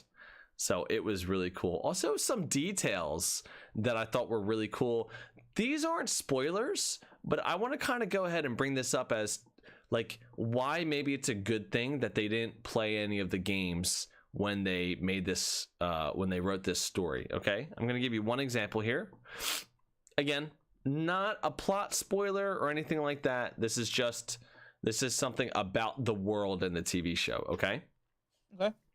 There's a scene where a warthog is driving, okay? Mm-hmm. And there's a Spartan running next to it. Full sprint, running the exact same speed as the warthog at top speed. Okay. Now, what's interesting is you can never do that in a Halo game. Right. And had the showrunners played the games and based the show off of the games, that is not something that you would see. But in the books, that is something that you would see. Well, that's something that you would read, basically. Right. And so I thought that it was a really neat detail because when the Warthog first takes off, you're thinking to yourself like, okay, well, why, the Warthog's going to kind of leave that Spartan behind, isn't it? Right. And then you see the Spartan sprinting, same speed as the Warthog. And I thought that brought a smile to my face. I was like, oh, this scene was made by somebody who knows about the expanded lore and didn't touch the games and was like, we're going to do this based off of the Halo lore, the deep lore in the books. And it made me smile. I actually really, really liked that little detail. So, that's cool. Yeah, I'm excited to kind of see some more of that. Some more of those like little details about the capabilities of Spartans that you don't get to experience in the games because it's a game, and you have a limited amount of control and gameplay, decisions that you can make. So at this point, I'm hoping to see like a Spartan flip over a tank with one arm. Just... They're holding a assault rifle in hand, and they're just using the one hand to flip over the tank. Yeah. Easy. But episode 5 was really good. Tomorrow night, if you're watching the live stream, is Thursday, March 28th. We will be watching the 6th episode in our Discord watch party. So if you do not have Paramount Plus and you want to watch the show, or if you just want to watch the show amongst friends, come join us in the Discord and we'll be watching the show together. We usually tell people we start at 9 o'clock and then we really get started at 9:15 to give people a minute to kind of get in there. So about 9:15 really we kind of like actually get started, but aim for 9 o'clock to get in there. And yeah, so I'm excited for the episode. I think there was a lot of positive feedback about the episode because of how action heavy it is. As a TV show, you can't just do action every single freaking episode. Okay, I mean, that's expensive. Right. Well, it's expensive. Doing action set pieces are very expensive. It's expensive, but it's also, in my mind, it's boring. Right. Like, the action is a punctuation to things that are developing with the show. And if you just had action, I feel like it's... Quite frankly, I think at a certain point you're kind of like, okay, it's just more Halo action and it looks cool, but like there's no story there, or there's limited story or little story when it's just action all the time. So, maybe in a couple episodes in a row having all action when the narrative demands it. Yeah, I want to see that. I hope I see more of that. And when they get, I don't know, at some point on the show, I imagine they'll be on a Halo. I don't know what it's going to look like, but hopefully there's a lot more action in those episodes, and there's more going on. It doesn't really make sense to me that there would be so much action right now. Like, it makes sense to me that the last 3 episodes have not been action heavy. So I guess what I'm saying is people are all applauding this episode, but like you can't have this kind of episode every single episode. And I hope that, I don't know. I mean, does the action in this episode progress the story? Yes it does. Okay. All right then. Well then, that's a win-win. Yeah, and like the action in the first episode, it progressed the story. You so far all the action that we've seen has been necessary for the story, and I'm happy about that. It's just I feel like some people are saying how like, oh, every episode needs to be like that. I've heard that from a major really? Halo YouTuber. We need more episodes like this. Like, it'd be nice if like from this point out, like every episode was like this. And it's like, I don't know. Dear Lord, yeah, I don't know about that. I don't think that would actually make for a good show. So I guess that's the other reason I was bringing it up. It's kind of in the back of my mind there. Okay. Yeah. Cool. But I still think the show's really enjoyable. I think you can put me down as one of the I have successfully separated the show from the game 100%. They are two totally different things. And I think a large part of that has to do with you, Mystery, when you were like, dude, you gotta let this be like Marvel. Let it be like Marvel, where you got the movies and you got the comics. Like, just let it be different. It's like, okay, I can let it be different, and like it is, and I'm enjoying it so much, and it's more like the Halo lore than I thought it was going to be. So I'm happy about that. Nice. That's good. That's good to hear. Yeah. I'm glad it's working out. Me That's too. awesome. Me too. Me too. Me too. All right, let's do listener questions, my man. Listener questions. Do you know, sir, what the theme of the week was? I do. It was first-person shooters. Hey, it was indeed FPSs. All right, so our first question comes from Rabble Just Rabble. Rabble. And Rabble asks, trivia time! Nice. Halo Combat Evolved released for the Xbox on November 15th, 2001. Uh-huh. No other first-person shooters were released that day for the Xbox. Well, yeah, that makes sense. What was the first-person shooter released for the Xbox after Halo Combat Evolved? Ooh, we're going with good North question. American release dates only. Okay. So, A, 007 Agent Under Fire. Okay. B, Turok Evolution. C, Red Faction 2. Or D, Time Splitters 2. Turok Revolution. The first one? Turok Evolution. I believe, yeah.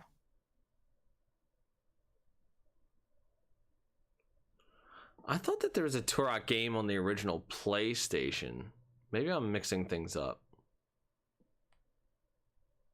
Okay. All right, so Turok. I think that might be a sequel, Revolution. Probably. Well, anyway. Okay, so 007 Agent Under Fire. Mm-hmm. I played that. Turok, Red Faction 2, and what was the other one? Time Splitters? Time Splitters 2, yeah. So I don't know anything about Time Splitters, but I do know a little bit about these other games. I don't think it's Red Faction. I think Red Faction came out a lot later than Halo. Agent Under Fire was early on. I feel like Turok's really thrown me off here because I thought that game was even earlier than Halo. But of course it wouldn't be earlier than Halo. It wouldn't be earlier than Halo on the Xbox, of course. So that one's like, I'm wondering, like, was that released on other consoles before and then like it came to Xbox after? Like, I don't know. I don't know exactly how the publishing was. And I don't know shit about Time Splitters or Splitters. What was the first-person shooter released for the Xbox after Halo Combat Evolved? So it's for the Xbox is the keywords here, after Halo Combat Evolved. I want to guess between Turok and 007. I don't know anything about. I'm kind of leaning towards 007 here, where it's like maybe it was released on an older console or something, and they ported it over to Xbox and then released it after Halo Combat Evolved, kind of thing. I remember playing a lot of the criteria. Yeah, I remember playing a lot of Nightfire, but that was years later. And Agent Under Fire, I remember playing that game and really liking that. I'm gonna go with Turok though. So Turok is my answer. I'm gonna go with 007. All right, and the answer: Time Splitters. Being released on March 26th, 2002, just over 4 months after the release of Halo, 007 Agent Under Fire was the first FPS to be released for the Xbox after Halo. Nice. So the release dates of the other games, Turok Evolution came out August 31st, 2002. Red Faction 2 came out March 31st, 2003. And Time Splitters 2 came out October 17th, 2002. I had a friend who was such a giant Red Faction 2 fan, and I remember going over his house and sitting in his basement and watching him play it. And that's like a game that had like destructibility, like destructible buildings and stuff like that. It was so cool to watch him play. It was just destroying things with a sledgehammer. Rabble asks for a Nightfire community night. Is Nightfire on Game Pass? Maybe we do. Maybe we do. Probably not, but maybe we do. All right, what's the next question? All right, next question from Rabble Just Rabble, and Rabble asks, which FPS would you want to be in, assuming that if you die, you respawn, but pain is real? Ooh, is it one of those 4 or just any first-person shooter? Oh no, just with any, like what FPS world would you want to be in? Ooh.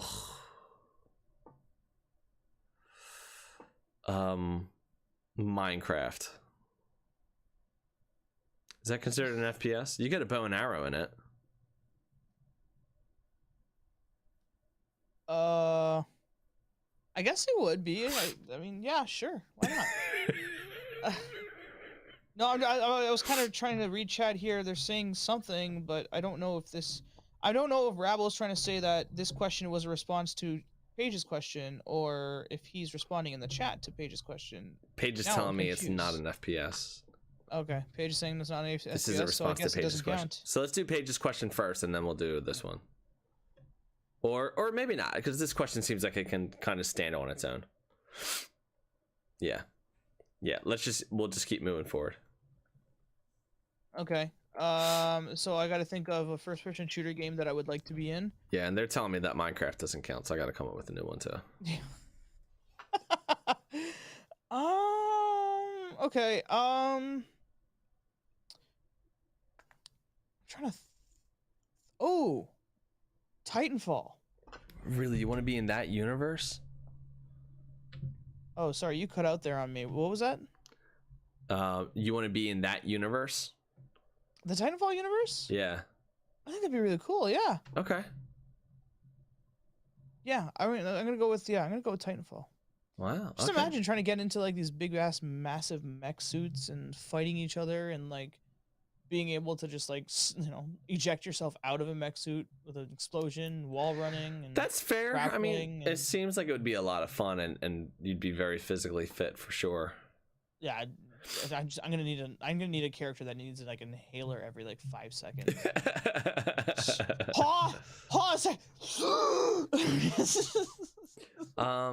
This is a hard one because I keep thinking like, okay, what first person shooters don't involve war, right? Because like chances are if I'm in this world, there's gonna be some kind of brutal war, right?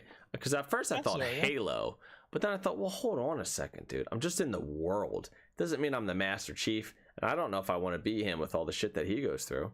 So It's like, that seems like a rough world to be in, the Halo one.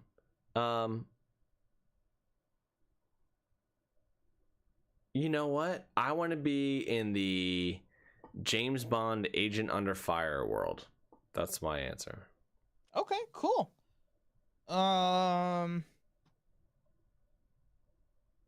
I feel like I could probably get by as just a regular. Anything else, and it was one of the 4. No, it's because I could get by as just a regular dude. You know, like look, these are all secret missions, and like if I'm James Bond or an agent, okay, dope. And if I'm one of the bad guys, okay, dope. And if I'm neither of them, I'm just a regular citizen chilling while all these other dudes are fighting over shit. So I feel like that's kind of that's kind of like the world I exist in now, where like I kind of exist and other people are just fighting over shit. So I feel like it would be a comparable experience to what I'm going through now. Okay, dope. Yeah, so I'll go with that. Agent Under Fire universe. All right. Okay. Next question comes from Paige, and Paige asks, if you were teleported into any FPS, which one do you think you would survive the longest in and die in first? The one that I think I would survive the longest in would be James Bond Agent Under Fire. You don't seem happy about that answer anymore. No, I was actually trying to think of an answer for myself. Okay. Here. That's the one I would last the longest in. And then the one that I would die almost immediately. Okay, what about Fallout? Can we consider Fallout a first-person shooter? Or is that not? Yeah. Sure, yeah. Why not? I don't know, because they said that Minecraft didn't count. But is it actually a first person shooter, or is it one of those like it switches to third person? Switches to third person. Oh, I see. Okay, is that what you're concerned about? The fact that it can switch to third person? Yeah, because that would be the world I would die the fastest in for sure. Oh man. Would be Fallout. For sure. Fallout counts. Okay, so Fallout counts. I'm going with the Fallout universe.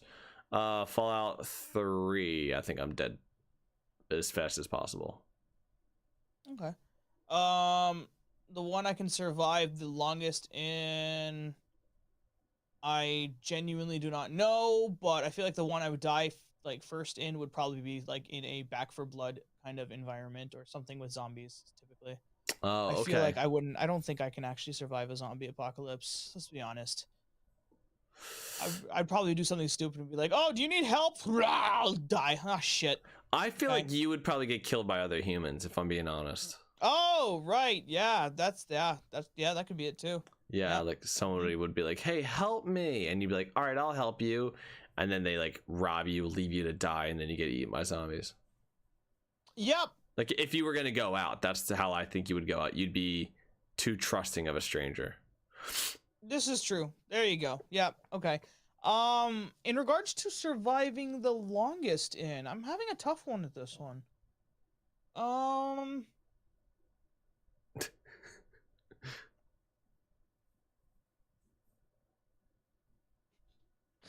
Could I just be in like the opposite side of the world in Call of Duty or something? Like, right, that's what I was thinking with Agent here. Under Fire. I'm gonna go on the other side of the world. That's exactly what I was thinking with Agent Under Fire. It's like I'm just in the world. It doesn't say I'm the main character. It doesn't say that I'm like fighting. It just says I'm in the world. Like it's certainly not BioShock, right? Like a BioShock, if I'm in that world, dude, I am dying for sure. So it's like, yeah, Call of Duty. Living in the middle of Oregon. I feel like I'd be all right. Just go to the Arctic or something. Exactly. See, we get it. Oh my lord. Trying to see what else is there? Borderlands? Would Borderlands work? I don't know. Borderlands, I feel like would be one where you would die pretty quick. I feel like I'd die pretty quick in Borderlands as well. I mean, you would die laughing, but you would die pretty quick. This is true. This is true. Would I last long in Tiny Tina's like whatever the new Tiny Tina game is? I don't know enough about that gaming franchise. I played maybe like 10 hours of Borderlands 2 and just was like, okay, I'm not interested in looter shooters. Oh, okay. I enjoyed Borderlands 2. Yeah? Yeah. That was actually the first one I ended up playing. Oh, same here. Ooh. It's the last one I played. Ooh. Oh. Ooh.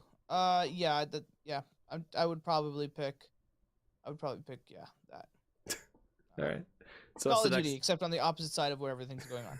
Call of Duty, but I live in Call of Duty in Canada. Oh wait. Call of Duty. Like, you know, That's funny. Canada of Duty. Canada Duty, bro. That sounds like a great parody of like a military game. All right, what's the next question? All right, next question from Paige, and she asks, "What 5 waifus would you take as your team into a FPS?" Man, 5 waifus. I had like a tough time picking one waifu last week. What's the one you got? The one from last week? I believe I picked as a waifu. Wasn't it Adriana Palicki? I don't know who that is. It was the Mockingbird from Agents of S.H.I.E.L.D. Oh, okay, yeah. All right, now what franchise are we taking this in? These are gaming. It's just into a FPS. So any waifus into a first-person shooter? Yeah, it's 5 waifus. How about this? How about me and you both combine to get a 5 waifu team? Because I feel like I'm going to struggle in this too. Okay, good. I can agree with these terms. Okay, so can you come up with 4 more? I'm kidding. my first nomination is Lara Croft. Although like I haven't played a first-person shooter, Lara Croft, I feel like she's pretty badass, and I feel like she would do well in a first-person shooter. Oh, okay. So you want to go with like gaming waifus? Okay, interesting. Yeah, let's do gaming waifus. Okay, so what other games can I play as a strong female lead in? Oh my god, there's so many. I can't think of any off the top of my head. The only ones I can think of right now is Lara Croft because of you saying. So we got Lara Croft. Second choice, I'm gonna go ahead. I love our chat. Make sure that you're watching the live stream every Wednesday. Today we got started late, but we start around 9:15 or so p.m. Eastern time. And there's just some stuff in the chat that I think that you will enjoy and laugh about that I'm not going to repeat here on the podcast. Okay, so other waifus, Lara Croft. I feel like we need a Spartan from Halo. So I was thinking Commander Palmer, but she had a bad shot when she was going after Halsey. What female Spartan would you want most in Halo? I feel like a female Spartan in Halo. I feel like Kelly might be my pick. I do like Kelly. Because Kelly's the one with the shotgun, right? And Linda's the one with the sniper, if I remember correctly. She is, and Linda got beat the fuck up at the end of the Fall of Reach. So Kelly has a better track record, in my opinion. Right. Okay. Yeah. Okay. So we'll put Kelly in there. All right. So we got Kelly from Halo. Lara Croft from Tomb Raider. All right. So now it's my turn. Yeah, because I've come up with two here, bro. You gotta come up with something. I'm thinking of either. You need to pull some weight here. Okay. I'm thinking of. Okay. I'm debating either Jill Valentine or Claire Redfield from the Resident Evil franchise. Oh, that seems like a good pick. Like one or the. I feel like they're interchangeable, but one or the other. I feel like one. Which one would be like a? Who's the original chick? Or is that not Jill one of the Valentine was in Resident Evil 1, and then she came back in Resident Evil 3. Okay. And then Claire Redfield was introduced, I believe, in Resident Evil 2. I like the Jill Valentine name better, so that's my vote. Okay. So, yeah, we can go with, let's go with Jill Valentine, I guess, as number 3. Okay. I got number 4. Okay. Smells Good actually just said it in the chat too. Samus Aran from the Metroid series on Nintendo. Oh yeah, dude. Okay. Badass, dude. Badass. All right. My next pick would probably. This is gonna finish our team, by the way. This is gonna finish the team. Okay, great. Yeah. I feel like we could use a climber in some way, shape, or form. Somebody that has the ability to climb, or someone that has the ability to kind of just scour an area if required. Yeah, I think so Lara I'm gonna Croft go with. Go ahead. Sorry. Oh right, yeah, we had Lara Croft. I was just gonna say Lara Croft could come in off the bench in case this person doesn't make it. You know, kind of like making sure that the team's being held together.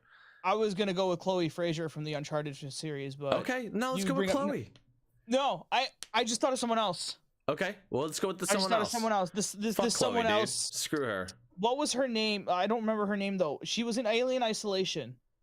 Sigourney Weaver? Not Sigourney Weaver, but her daughter or whatever. Her daughter in the game, because we're going in the game universe, right? Yeah, is Ripley in any of the games? Because she would be my number 1 pick, actually. I think she is playable in one of the DLCs. Nah, that doesn't count. Ripley's daughter in Alien Isolation. In Alien Isolation, you play as Ripley's daughter. I'm so confused. I thought that was a prequel game. I guess no, not. it's actually after. I think it's after the events of the first movie. I don't. Well, you know what? Let me look it up. Let's find out what our 5th team member is called. I want to say, is it Amanda? I think it's Amanda. Alien Isolation Protect. Oh, there you go. Rabble said Amanda Ripley. There you go. Amanda Ripley. Amanda Ripley. So the reasoning behind that is her crafting capability. She's able to craft, and she was able to be like. I feel like she's a good survivalist, right? Dude, so great pick. Great pick. Survival honestly. Horror. You got somebody that's able to craft things and outsmart the alien using the crafting capabilities of her engineering dude. and all that stuff. So yeah, I feel like Amanda Ripley would be the way to go. Yeah, I like that pick a lot. Like Ripley from Aliens has got to be the most badass female protagonist of any kind of series who doesn't have supernatural abilities, in my opinion, because they don't make her they don't make her unrealistically like strong or anything like that. She's just so fucking determined. And like I love that about her character in the first movie, and especially like even in the second movie. She is so she's got to be one of my favorite characters of all time. So like I totally dig the idea of having a Ripley like character. So the fact that Amanda Ripley is that's like the character from Alien Isolation, like that's dude, that is perfect. I love that team. So we got Lara Croft, we got Kelly, Lara Croft from Tomb Raider, Kelly from Halo, right? Jill Valentine from Resident Evil, Samus Aran from the Metroid series, and we got Amanda Ripley from Alien Isolation. This is a solid ass team for a first person shooter, bro. 100%. Great picks. Great team, Mystery. Are you not here anymore? Mystery, can you hear me? That's hilarious, dude. I thought for a second that Mystery was just being quiet for no reason. I think he might have lagged out or something. Okay, he says getting Mr. Roboto voice in the chat. So he backed out just for a second here. That was really funny because I'm like, Mystery. All right, so what I'm going to do now is I'm just going to go ahead and continue the questions. I'm going to see what we have here. Okay, all right, we did this question here. Okay, I'm gonna do this question here. If you could turn, this question is from Silly Goose Nessa. If you could turn any non-first person shooter game into a first person shooter game, what game would you pick? So I'm trying to think of like third person games, action games. The funny thing here is like most of the games that I play are all first person. So if you could turn any non-first person game into a first person shooter game, what game would you pick? I'm going to go with Mario Kart. Could you imagine like a first person view in Mario Kart where you're chucking shells at each other and stuff like that? I feel like that would be kind of fun. Maybe in a more serious answer, I don't know. It's hard for me to think of non-first person shooter games because that's like all I play. I'm trying to think of like what the first... Tunic. That's what I'm doing. I'm turning Tunic into a first-person shooter game. Finally getting that shotgun from the quarry and lighting up all my foxy friends. Oh, you're back. Hey. So... I'm back. That's the question we're doing right now. If you could turn any non-first-person shooter game into an FPS game, what game would you pick? So we skipped over Paige's the last question. I wasn't sure what order the questions went in, so I just grabbed a question that I know that we didn't do yet. Oh, okay. So we're on Nessa's question. Any FPS game that we can turn into any non-FPS game that we can turn into an FPS game. Have you ever played the game Too Human? No. Okay, I would like to get. I'm very curious as to how that game would play out in a first-person shooter perspective. There we go. Too Human.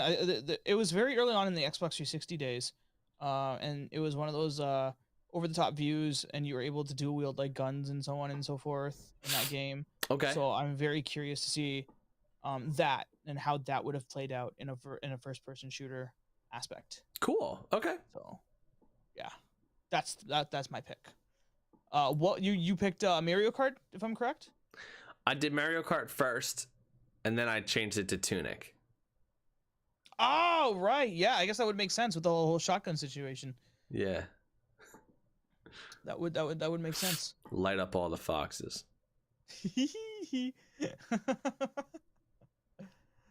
All right. Or maybe like the Legend of Zelda. I don't know. Like I want to see that. I want to see a first-person shooter game that's 100% arrows. Like a bow and arrow, you know? All right, let's move on. What about like a Pokemon game in a first-person aspect? Yeah, I would dig that, especially after the last Pokemon game. It's like, oh, okay, that could work. Yeah, that could. I was trying to imagine how Zelda would look in a first person. You said with the bow and arrows and all that stuff.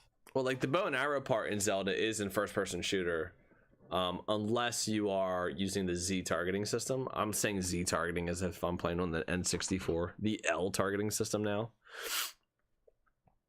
So, oh, Ravel's like, so Horizon Zero Dawn, only arrows. Is that what that game is? I've never played Horizon Zero Dawn, so I wouldn't know. Okay, yeah. I guess I've never played it either. I've seen a little bit of it, a little bit of gameplay, and that it looks has dope. I wish that game was on the Xbox. That's one of those games where, like, as an Xbox fan, I'm like, ugh, dude, that's something I would want.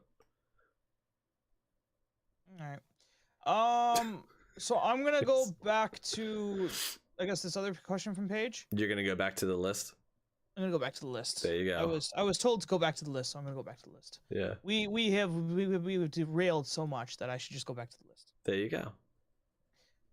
This last question comes from Paige, or the last question of Paige comes from Paige, of course. And she asks, how do you feel about allowing mods to have bot privileges? How do I feel about letting mods have bot privileges? How do you feel about allowing mods to have bot privileges? Why don't you go ahead and answer? Oh. Did she direct it to anybody? No one specific. Okay. I don't know what I mean, I'm trying to figure out what. Okay, what does she mean by bot? I know exactly what she's talking about, but I think it's funny that they didn't go tracks. What do you think? You know, how about you give us some power?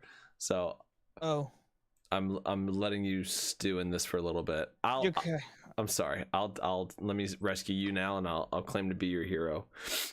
Great. Yeah, please, thank you. I think that's totally my hero. Okay, go on. I think that's totally a good idea. And I think we should do that. I think the only thing that's holding me back from giving you more power is that I don't know how to type it. So if you kind of like a letter recommendation where you go like, hey, can I have a letter recommendation? They go, sure, you write it and I'll just sign it. If you can come up with the things that I have to type to give you power, I will gladly turn over power to you.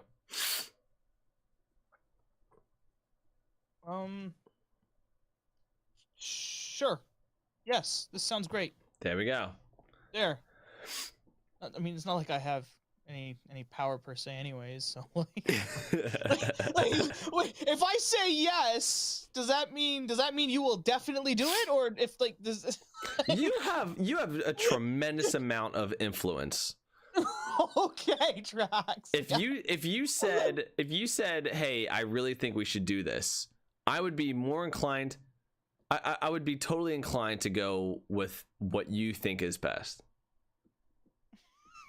Like, if I feel really strong about something, and there's very few things I feel super strongly about, but if there's anything that I felt really strongly about, I would fight tooth and nail for it.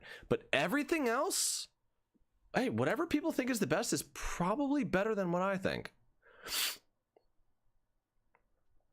Okay. Why are you saying it like that? I mean, I completely gave all the settings up for the most part for the tournament to a council, you know, and the council decided what was better and what wasn't. And when there was something going on that I thought like, hey, you know what, maybe we should consider this too, I spoke up, I said something, and it didn't always go my way, but the really important things, you know, I really pushed for. But, you know, for the most part, I was hands off and, you know, let the council change some things that me personally wouldn't have necessarily. So I am totally okay with delegation. I'm totally okay with not having to have the final say in everything. I like that. The chat. What's wrong with bringing up the council? I don't understand. I'm sorry. I just keep reading the chat here now. I'm so derailed. Okay, sorry. Yes. Okay. I feel that it's great to allow mods to have bot privileges. Moving on to the next question. Next question comes from Smells Goods, and this was one of the later editions. There was two questions that were added as a later edition. Smells Goods asks, "Hello, new to the podcast. What's your thoughts on stimulus checks in virtual economies?" All right, what are my thoughts on stimulus checks in virtual economies? Yes. I'm gonna go ahead and say it depends on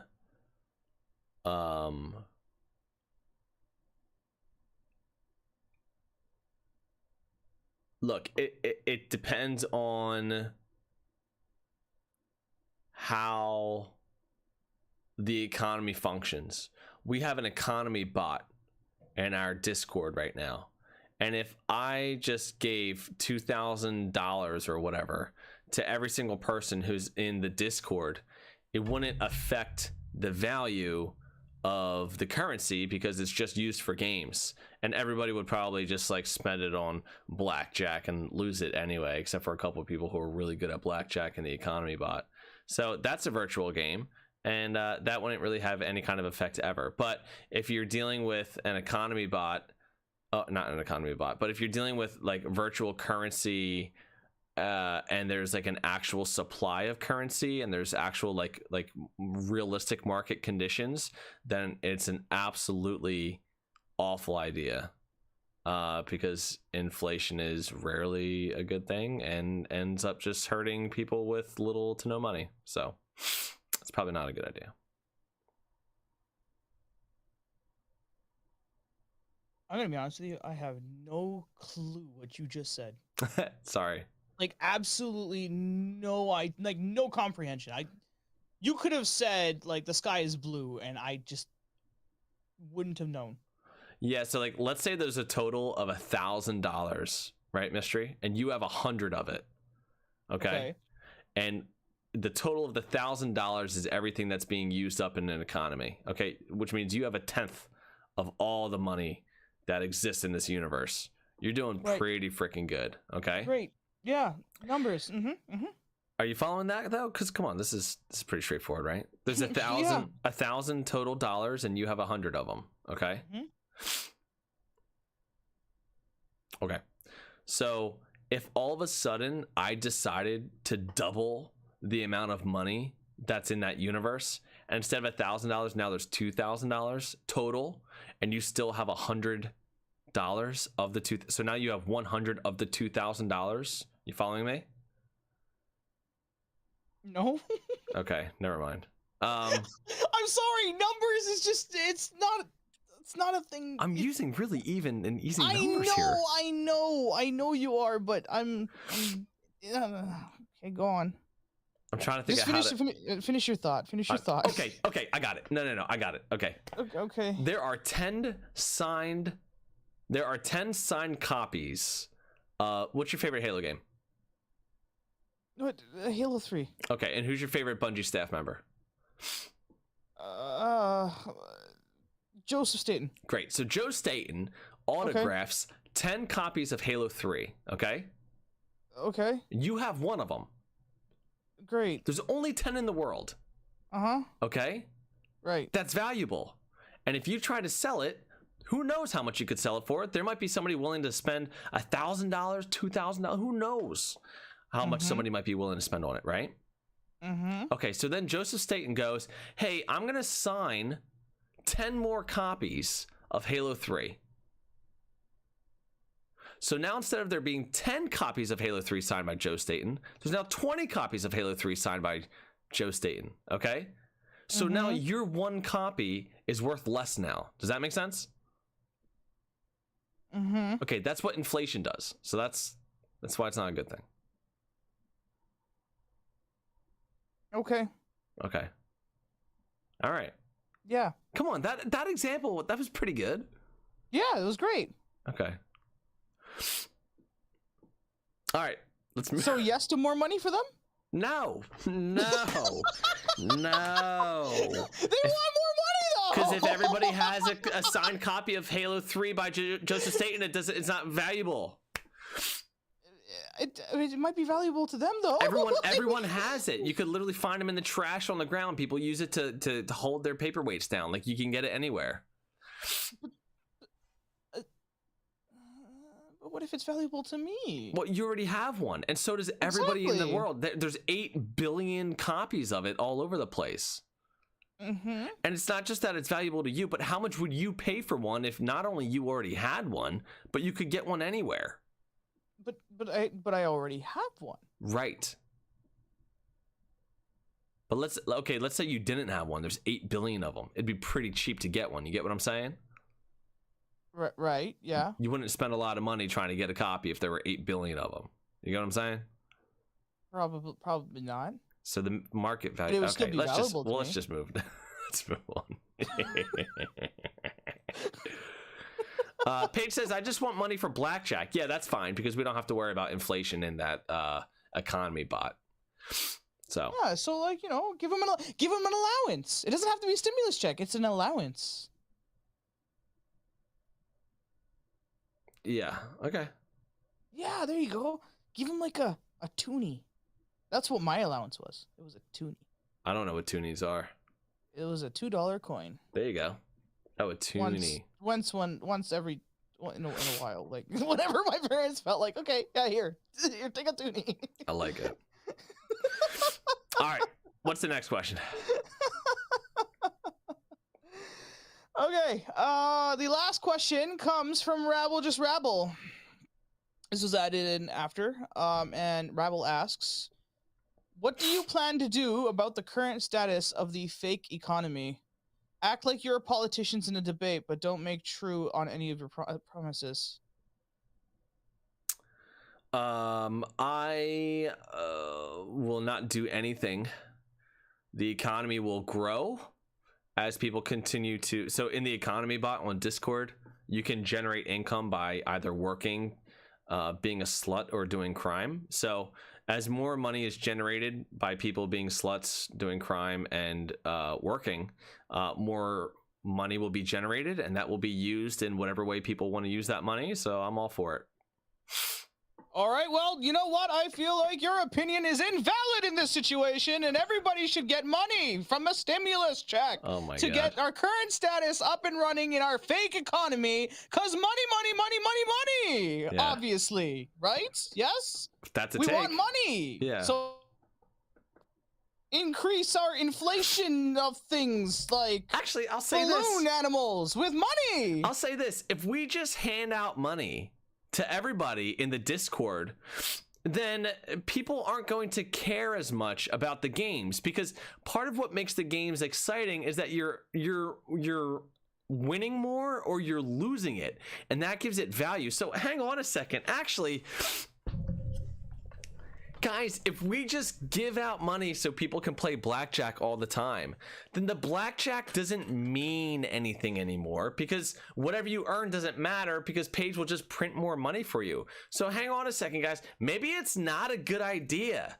Maybe it's not a good idea to just give everybody money in blackjack, or give everybody money in the economy bot for blackjack. You want to give out 2K a day?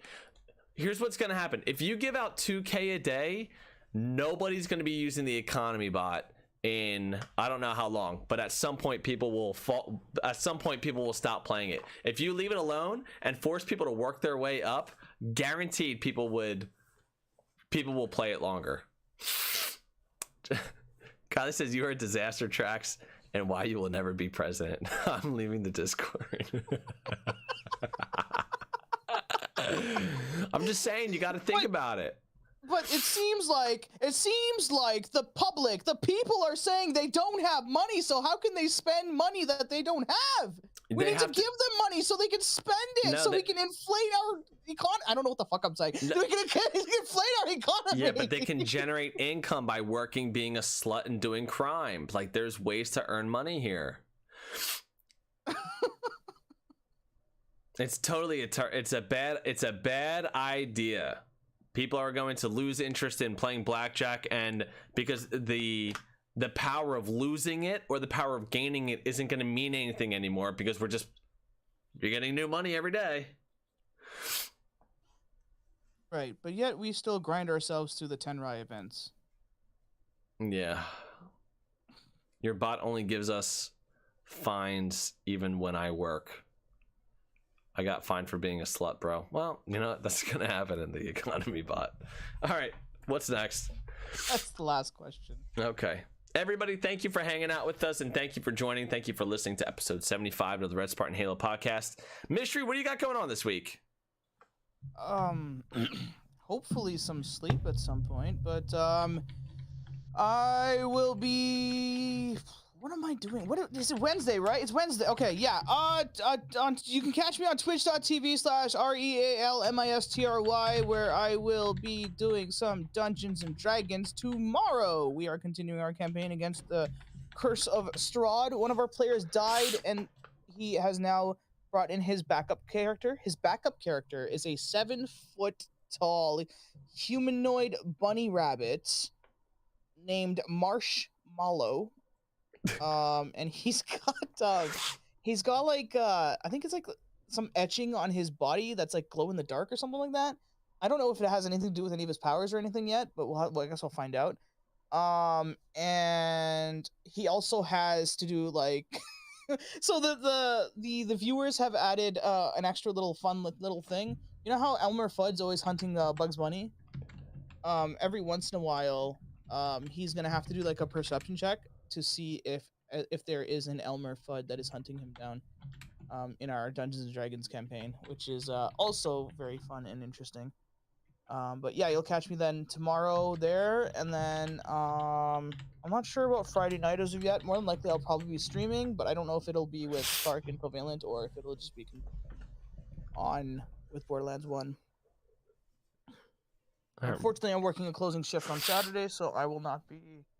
If I join the community night, it would be much later at night. So, yeah. Very cool. I love that the chat is filled with these little angry plankies that are ready to go to war. Oh my god, yeah. Holy shit, man. I looked away at chat. I looked away from chat for like 2 minutes and like, holy shit, so much has happened. That's really funny. I will be streaming. I don't think tonight because I'm really fucking tired. But I think that I will be streaming. Do you stream Thursdays, Mystery? I know you just said it. I just want to make sure. Okay. Look. Yeah, that was the whole whole spiel of the Dungeons and Dragons. Just follow me on Twitch, twitch.tv/DaddyTrax1, and you'll be able to find me playing some Tunic and find me playing some other games, usually pretty late at night. We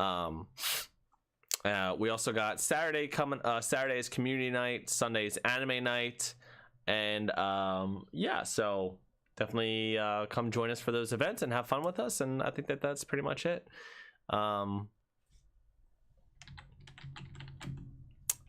I think that that's pretty much it. Okay. All right. So I love you all. Enjoy the rest of your week.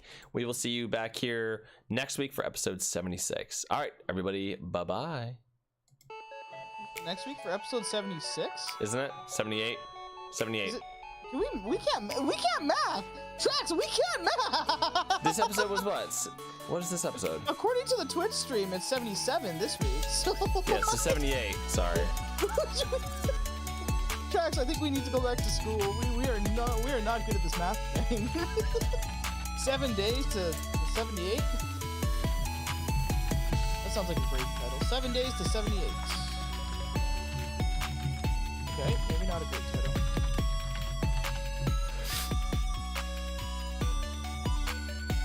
All right, very cool. Dude, this whole fight that you guys got going on, honestly, seeing those little plankies made me so happy because I don't think I've ever seen them used before as like a rage against something that I'm doing or saying. It makes me really happy to see that. I'm not gonna lie. All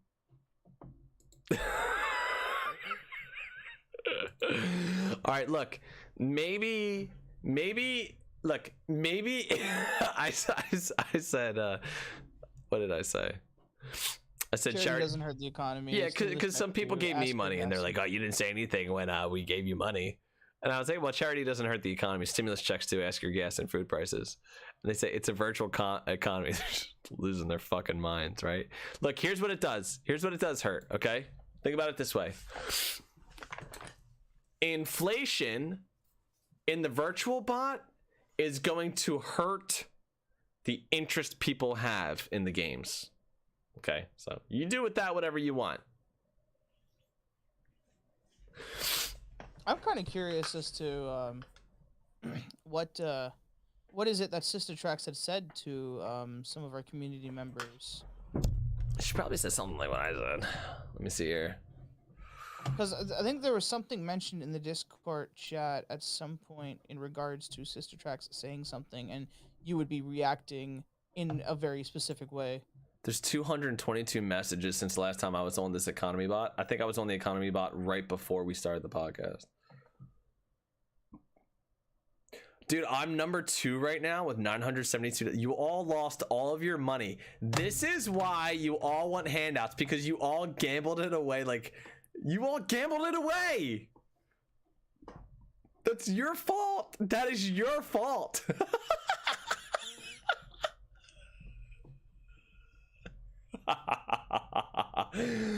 Oh, go work, commit crime, be a slut. Do what we all had to do to get up to the point that we're at now. Oh, she said. Oh, Paige is saying she said that he doesn't like stimulus checks, and I guess that's how this whole thing started. Oh, that makes sense. Yeah, I don't like stimulus checks. They're not good for anybody. Yeah, I'm not sure. And guess what? Because, They're like, okay, hiking so up all hold the on. taxes soon, so stimulus checks. Now, okay, virtual economy, right? Virtual economy. He's worried about the people that don't even use the bot. No, I'm worried about. Look.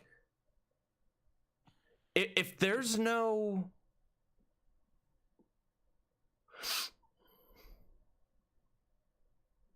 If there's no negative consequence for gambling all the money away, like you having $0, then earning it doesn't mean as much anymore, because you can just get money every day. It doesn't matter. Paige goes, I lost it all again. You guys, okay, look, honestly, you all have a problem. You all have a problem. You're getting mad at me for not giving you money in order to go and gamble. I think we all need to have a serious conversation here. I think you all have a problem, and you are all afflicted with this gambling addiction at the same time. 2K goes away so quick because you gambled all 2K of it. Do 100 at a time. Do you guys sound like you sound like gambling addicts? It's all or nothing, man. You sound like gambling addicts. Dude, $2,000 is nothing. I lied. I lost it all so fast. Like, the problem is that you're gambling $2,000. Trax, you are the only one with the problem. I know it's fake. I know it's fake. Quit judging me. I know it's fake. I'm just having fun with you guys. I know it's fake. Everybody relax. Everybody calm down. Okay? But think about it. If we do just start giving everybody $2,000 a day to gamble in blackjack, like, you know, I just feel like you're ruining our lives. I'm just picturing Kylie just pouting right now, just like, you're ruining our lives. I'm fine.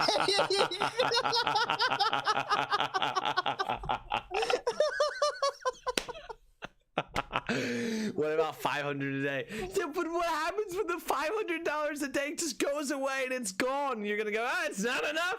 I need $1,000 a day. This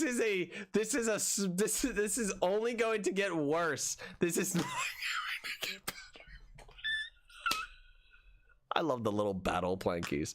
I'm gonna keep that emote around forever. And then it's gone till the next day. I am a just and fair leader. What about a one-time payment of $2,000? Why? We're just gonna be back at this point in a day. Everyone is too addicted to just gambling everything. The fact that I got to second place in the economy bot by not gambling says everything that you need to hear. Oh boy. Don't you want us on the bots? Yeah. Commit crime, be a slut, work. and then gamble $100 at a time until you get more. This is how it's. You guys realize that where you got to right now is by there not being any stimulus.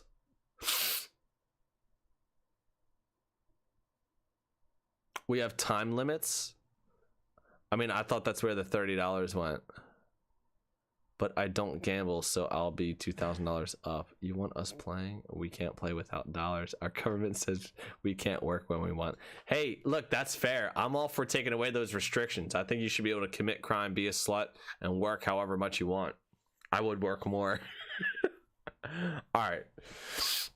Let's figure this out. Let's get into the mod chat. Let's talk about it. We'll figure it out.